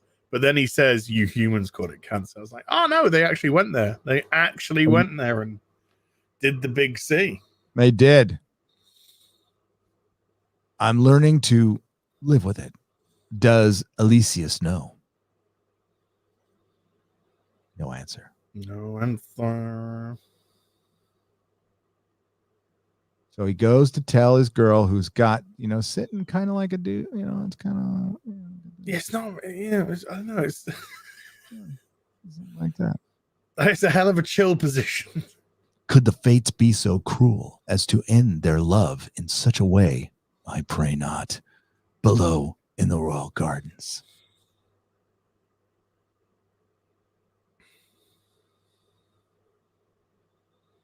Not a word. Not a word. And then Mentor just sulks into the shadows. Skulks into the shadows. Damn. So he's got the big C, and he's got to go around, and he's worried about Rick Jones, because they shared a body. Basically, they shared an existence. So he's worried that Rick might have it. Rick doesn't. Rick's playing guitar. Guitar on the rooftops. On the rooftops. And he goes over like his time with Rick Jones. And then yeah, there's cool shots like this. I love Jim Starlin's work. Yes. His villains. Some later became friends, but too few. I'm afraid I'm going to leave behind. Oh boy, I can't read that part. Let's go. Leave behind me more enemies than any man should have in one lifetime. God, the fucking temperature just went. God, is it hot? It's been hot, cold here. Hot, cold. It's been crazy. Maybe you're coming up to your period. Maybe I'm menstruating right now. Manstrating. Menstruating. But one foe I'm glad I stood up against also proved to be my most formidable. The mad warlord of Titan, Thanos. He worshiped death and wished to sacrifice all life in the universe as a love offering to his dark mistress. He began with an intergalactic army of thralls.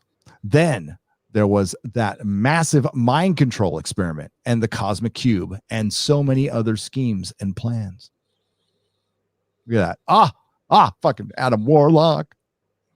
It was usually Adam Warlock or myself that thwarted his insane plots, but nearly every Earth superhero became enmeshed in his network of schemes at one time or another.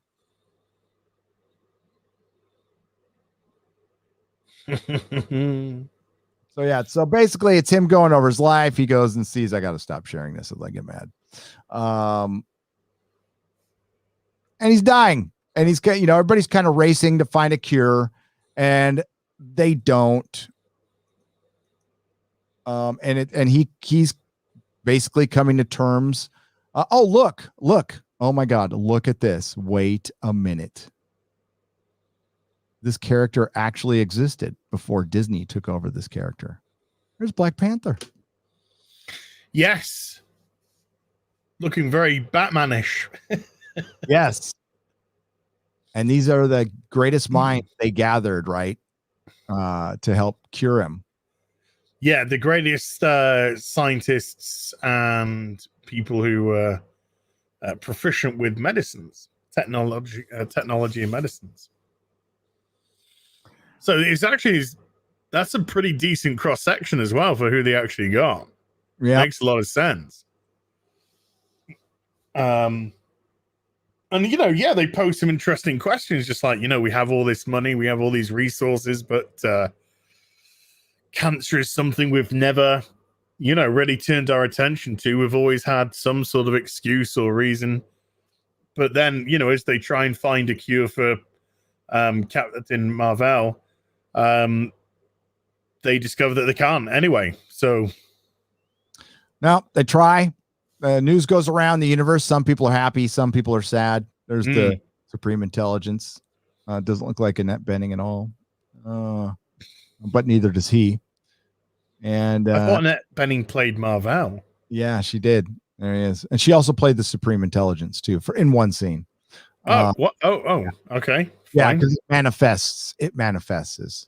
Okay. And he goes over the origin, and then he goes like, Eros, take my girl. You take my girl. When I'm dead, you can have her.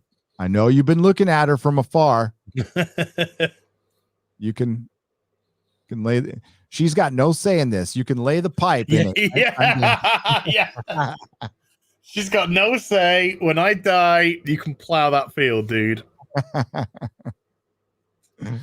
Women can do things. Women can do things now. So he collapses one final time.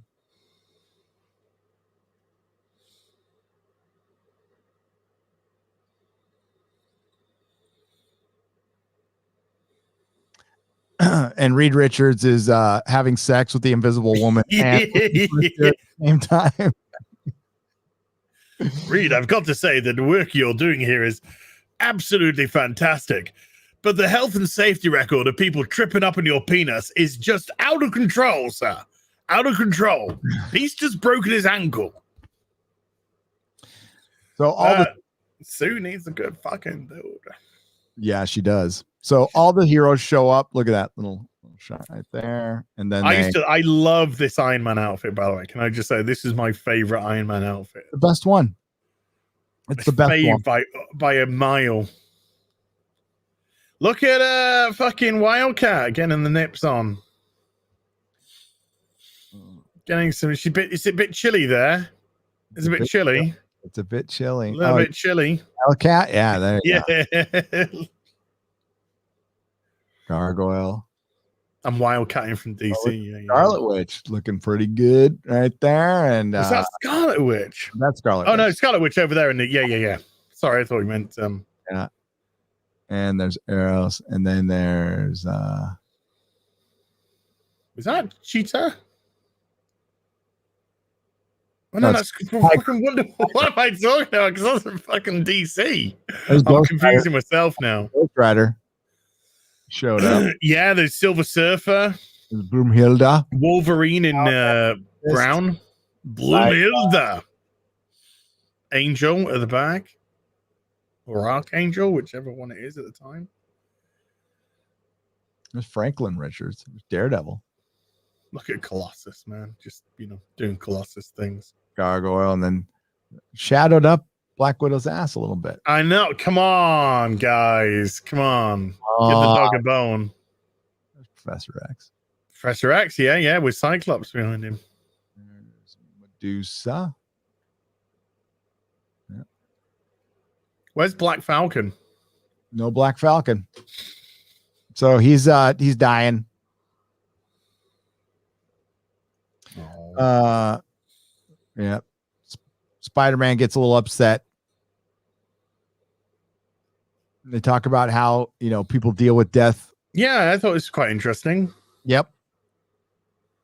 Well, because Spidey just couldn't cope, just couldn't deal with it. Yeah, he said, this is not how we're supposed to die. We don't die from something like cancer. We get shot by bullets. We get blown up by bombs. And Hank McCoy, talks him down a little bit. I got to skip a couple pages. But then the end comes. Everybody says goodbye. And the fucking Skrull general comes in and says, "You are our greatest enemy," and gives him a Medal of Valor when his own empire won't. So his enemy comes in and then gives him a Nazi salute. Yeah. Hail Marvel. Then they talk about how the Kree won't come in, and that's it. Everybody's surrounding him as he dies, and then he has a little talk with Thanos. And there it is. Thanos. So this is where they have a little battle. But he's still dying. And you hadn't read this, so you thought he's going to come back to life. Well, until I saw his heart. Yep.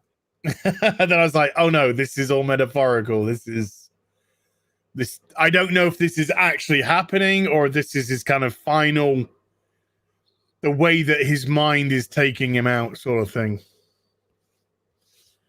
Fighting. Yeah. He embraces death. So it ends. And so it ends. And a Marvel hero like dies and stays dead. And I wish he would have really stayed dead and not become the Captain Marvel. Just to go, I mean, there's a great character out there called Captain Marvel who had a pretty decent run in the 70s, but then kind of ran out because it was like Jim Starlin was the only guy who could really write him. And he couldn't do it all the time, obviously. So that was the death of Captain Marvel. It's one of my, I just blew my mind as a kid. And that was just during this great era of comics when it was growing up right before our eyes. It was still fun. Things were still heroic, but they were doing some more serious stuff. You know, and honestly, it was Marvel started doing a little bit of that serious stuff, but DC like leveled it up beyond that because they weren't the 80s were so good. So fucking good. Oh yeah, baby. Oh man, you just have to look at the body of work that came out of that decade, and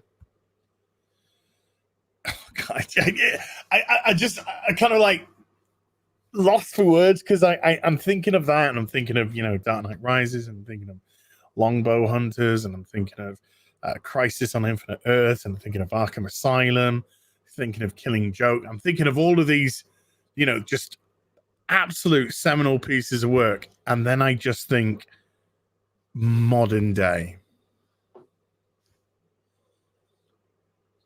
It's the Godfather, man. It's just look how you massacred my boy. Yeah, just look how you massacred my boy. And you notice that the stories that we've had from the MCU so far, from the film for the 10 years, have been from decades old comics. Infinity War, it's an 80s thing. And it's all kind of led into that. Tony Stark, Demon in the Bottle, stuff like that. And now they're developing it going forward using the failed fucking shitty runs from the last decade. Well, they Tony and Steve Rogers are gone, so you can't do a proper Secret Invasion. You can't do a proper anything anymore. You can. Do you know what you do? You drive a huge truckload of money to the door, and you say, "Hi, remember us?" So you can. You can also recast the role, right? Yeah. You can recast the role and adapt proper stories till the end of time, but they're skipping all of these comics that sold in the millions, that were insanely popular, to rush to comics that were failures, that were canceled, that sold in the thousands. And yeah, you never have Steve Rogers meet Reed Richards. Never have Tony Stark meet Reed Richards. And it feels kind of like a failure. They went and they did this Fox deal and they got all these characters back, and they're never ever going to be together. They're done. Like the MCU can't do what the Marvel Comics did. Oh yeah, they can. Okay, they can. But right now they can't. They can't go back on Black Captain America. No, that's Cap now. He's a skin color. Yep. And no Superman stories. Robert Pattinson will be the last white Batman for sure. That's it. Then they're going to be race, right. and then just go back to the comics. And by the way, the comic industry was destroyed because of this. So thanks. It sucks, but we might get something new and better. Or they might realize, probably when it's too late, but hopefully not. The woke shit is going to end. It's going to end very soon because people are fucking sick of it. Like I said before, and they're just going to tune out the minute that it depends on what your threshold is. But the minute you see something woke now, you're like, I'm out. Yeah, I'm out. I'm not interested. I'm not interested. That's why I'm not going to be interested in fucking She-Hulk or Ms. Marvel or Ironheart.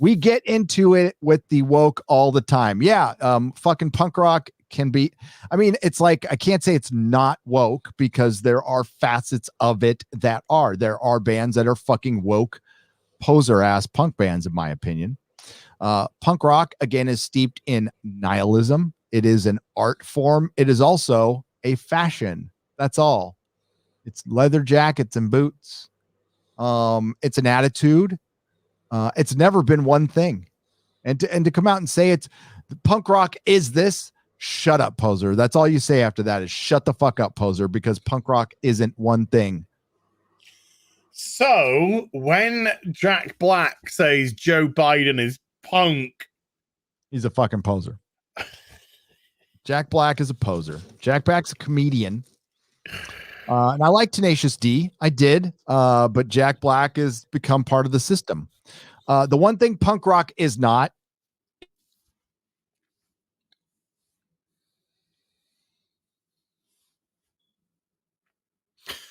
I can't. You have no avatar. So well, you have an avatar. You have no face. So I don't know what on earth is going on when the pauses happen. Okay. There's no. Oh no! There is no Gary. There is no audio. There is only me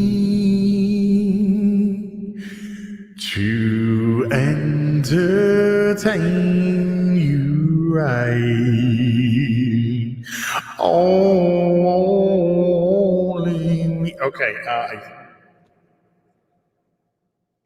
cut that. Gonna cut that out right now. I think Gary might have seen a red X in the corner, got excited, said to himself, I wonder what this does. Turned his computer off by accident. Keep going, as people saying. This is the show now, yeah. Can I get some requests, ladies and gentlemen? Make sure to tip your waitress, and the fish is beautiful on a Tuesday afternoon. I'm just waiting to see if there's a text. There's no text on my phone. There's no message on my Twitter. Hello! Something ejected. I don't know what the fuck happened. I tapped my computer with my foot, and then it went bloop. I wonder what the notification says. Did I get a notification? I don't know. Did you? No. I just chilled out with the audience, sung a couple of songs. So I was reading a super chat, and I'm like, wait a minute. Why is he singing? And how come I can't hear anything? And what? Oh, I'm not here. Oopsies. Adam's Den for €5 says, God damn it, Gary. Started B5 last month on season 3 since yesterday. It's so good. I got to have my B5 fix every night. P.S. You've got mail. Yeah, I've got a bunch of mail I got to go through, by the way. Piled up outside my door, literally. Literally. Austin Dyer for $5. Hail, Gary and Az. Do you see the Bill Gates ask for privacy on Twitter? Talk about ironic. Yeah, for his divorce. Yeah. Well, from his nice one, Bill. From his female wife. From his female wife. I'm getting divorced from my female wife. Greetings, y'all. Disney's talking points keep coming. Eric Winberg for $2. Yes, they do. And they're using our talking points now. Motherfuckers. Nah. Love hearing you talk B5, good or bad. Reminds me of the old Kirk versus Picard days when we could debate what was the best, not what sucks least. Yeah, and Kirk turned out to be the best captain, didn't he? Yes. I don't think there's any doubt about that anymore. Nope. Kirk is numero uno. Master Clockwork for $5. With all this propaganda we find in our media today, all I have to say is there are 4 lights. There are 4 There are 4 lights. Straga 1994 for 1,000 Huffington Posts. Born on May 4th. It's my tradition to watch the original trilogy on this day for more than 10 years. Won't have any Disney ruin it for me. Watching Empire at the moment. Good. Oh yeah. Don't let Disney ruin it for you if you don't want. No, Empire's great. 8-bit Axel for £5. As started this morning with a plan in mind, then watched you watch your review with the drinker, and here I am. Hey. Sounds like a good day to me. Yeah. The fake one, 89 for $5. Hey, Gary, you're going to love where the missing pieces of his mind went. Good to see a fellow late Gen Xer, not boomer, schooling today's kids. Thank you. Yeah, no, I'm not a boomer for sure. I am a Gen Xer. Actually, early Gen Xer. Not late Gen Xer, though. But yeah, I was born in 69. That was Generation X. 1994 for 1,000 Huffington Post. He doesn't say anything, though. Ooh. And there's a couple of hundos that came in. The Canadian Rebel and George Moyo again. Oh, Jesus. Let me get the Kai MFS for $2. Says, hey, Gary, did you get that thing I sent you? Yes, and it will be discussed. Thank you, Kai. Kai, you're wonderful. Kai's got a book, you know. Let's see. We're going to refresh. Don't refresh. Refresh. The Canadian Rebel for 100 Canadian pesos. I always love to listen to you guys while I'm making knives. All right. Nice. You guys keep me saying thank you. You make knives? Knives. That's awesome. David the Bat. Nice. I guess somebody's got to make them. First time super chatting, brothers. Oh.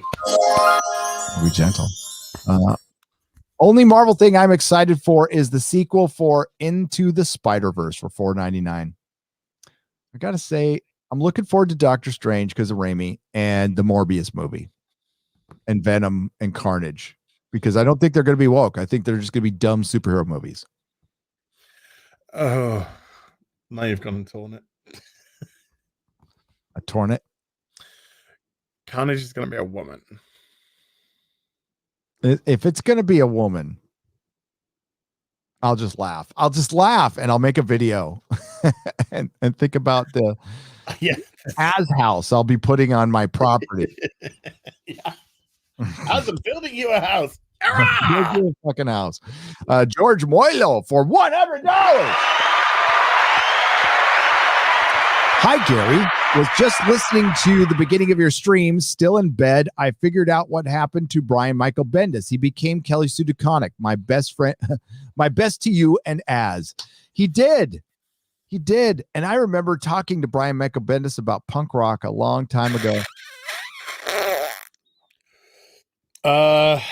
Well, I mean, there is a similarity he has with Kelly Sue DeConnick, as much as I don't like his books, so I won't buy them. Yes. It has nothing to do with his politics, really. Nothing to do with his politics. I just don't like his books. George, I hope you're feeling better, buddy. And thank you again, George.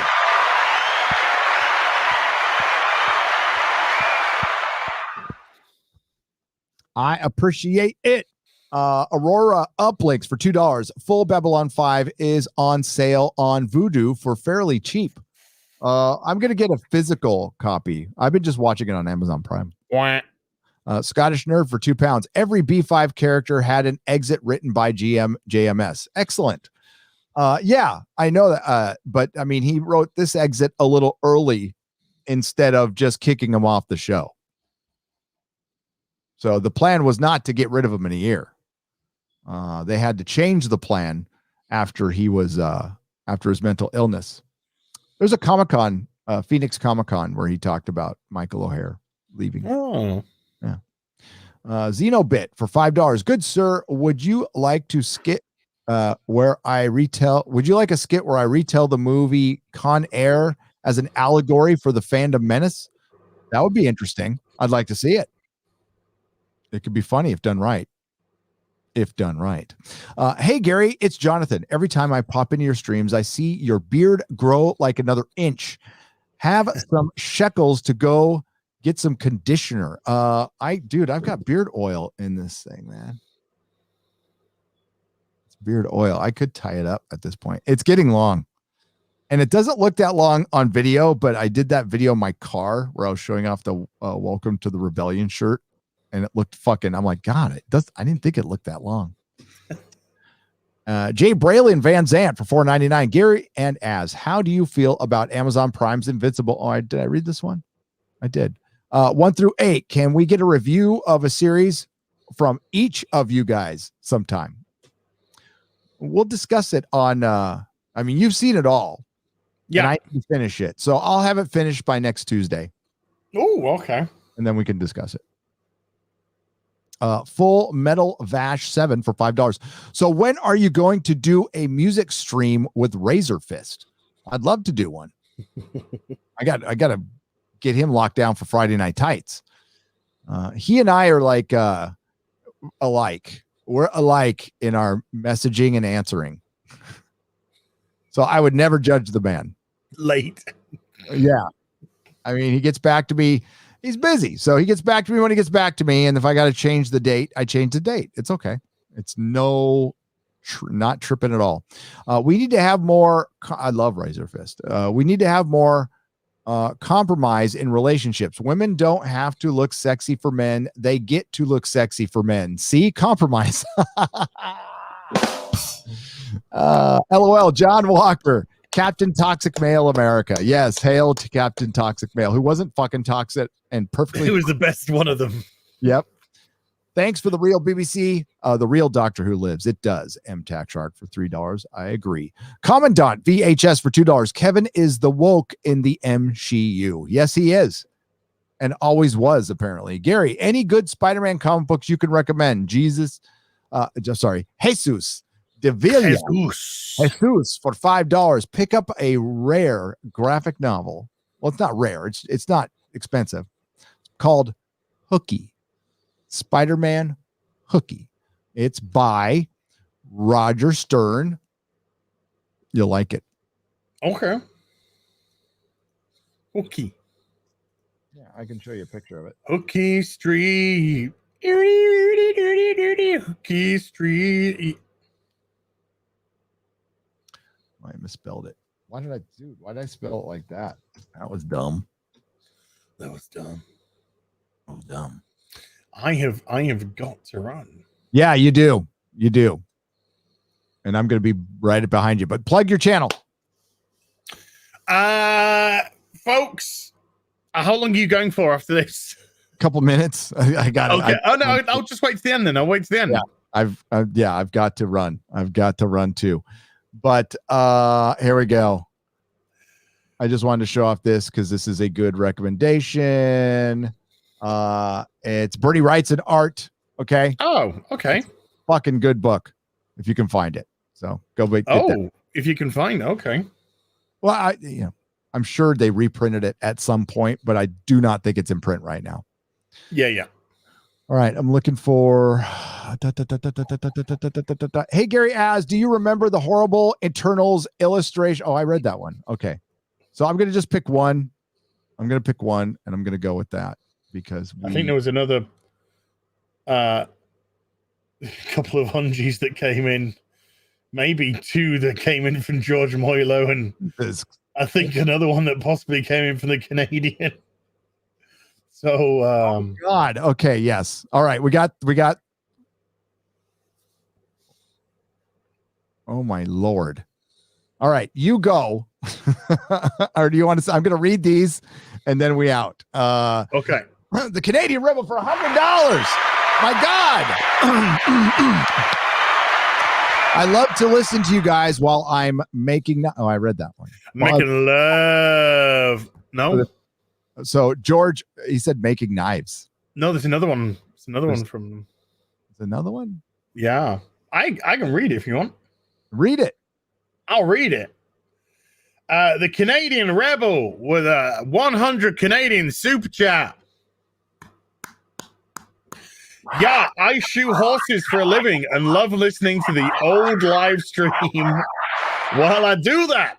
But today I got no horses to do, so I'm making hoof knives. That's fucking dope. Awesome. That's awesome. That's some fucking cowboy shit right there, yeah? Fuck yeah. That's some cowboy shit. And George Boydo, again, George. Now, they're a profiteering, preying on people's pain. They proselytize happiness while sucking the marrow of bliss from joy, selling nightmares instead of dreams. They hate us because we love life and all her mysteries. Hail, George Moylo. I hit both buttons at once. I'm sorry. Hail, George Moylo. That's deep, man. That's like you write. So why did you do the fucking boom test then? Because I hit them both. That's deep, George. But see, I hit them both at the same time like that. This shocks me. I will. Now, this I will. shocks me. I'll eat you. Well, not that shocked. I'll eat you. I'll eat you. This shocks me. Well, not that shocked. Now, this shocks me. I'll eat you. I am shocked. I'll eat This you. shocks me. I'll Well, eat you. not that shocked. I'll eat your ass. Where's your trash? I'll eat your ass. I will. I'll eat your ass. This is a two-parter. George Moylo for $100. Oh shit.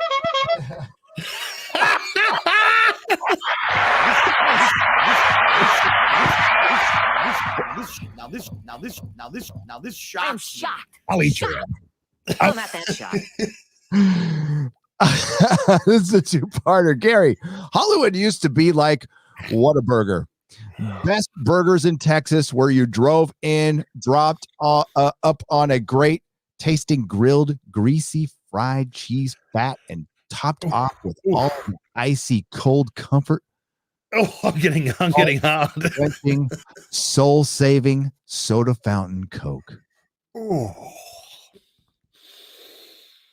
I bet the second part's the one you just read. Is that the second? Well, he didn't put 2 of 2. So, okay. I have to read it again. And he said, now they are profiteers preying on people's pain. They proselytize happiness while sucking the marrow from the bliss from joy, selling nightmares instead of dreams. They hate us because we love life and all her mysteries. Hail. Oh, Now this shocks me. I am shocked. Perhaps we could get one of the Strangers in the night exchanging glances.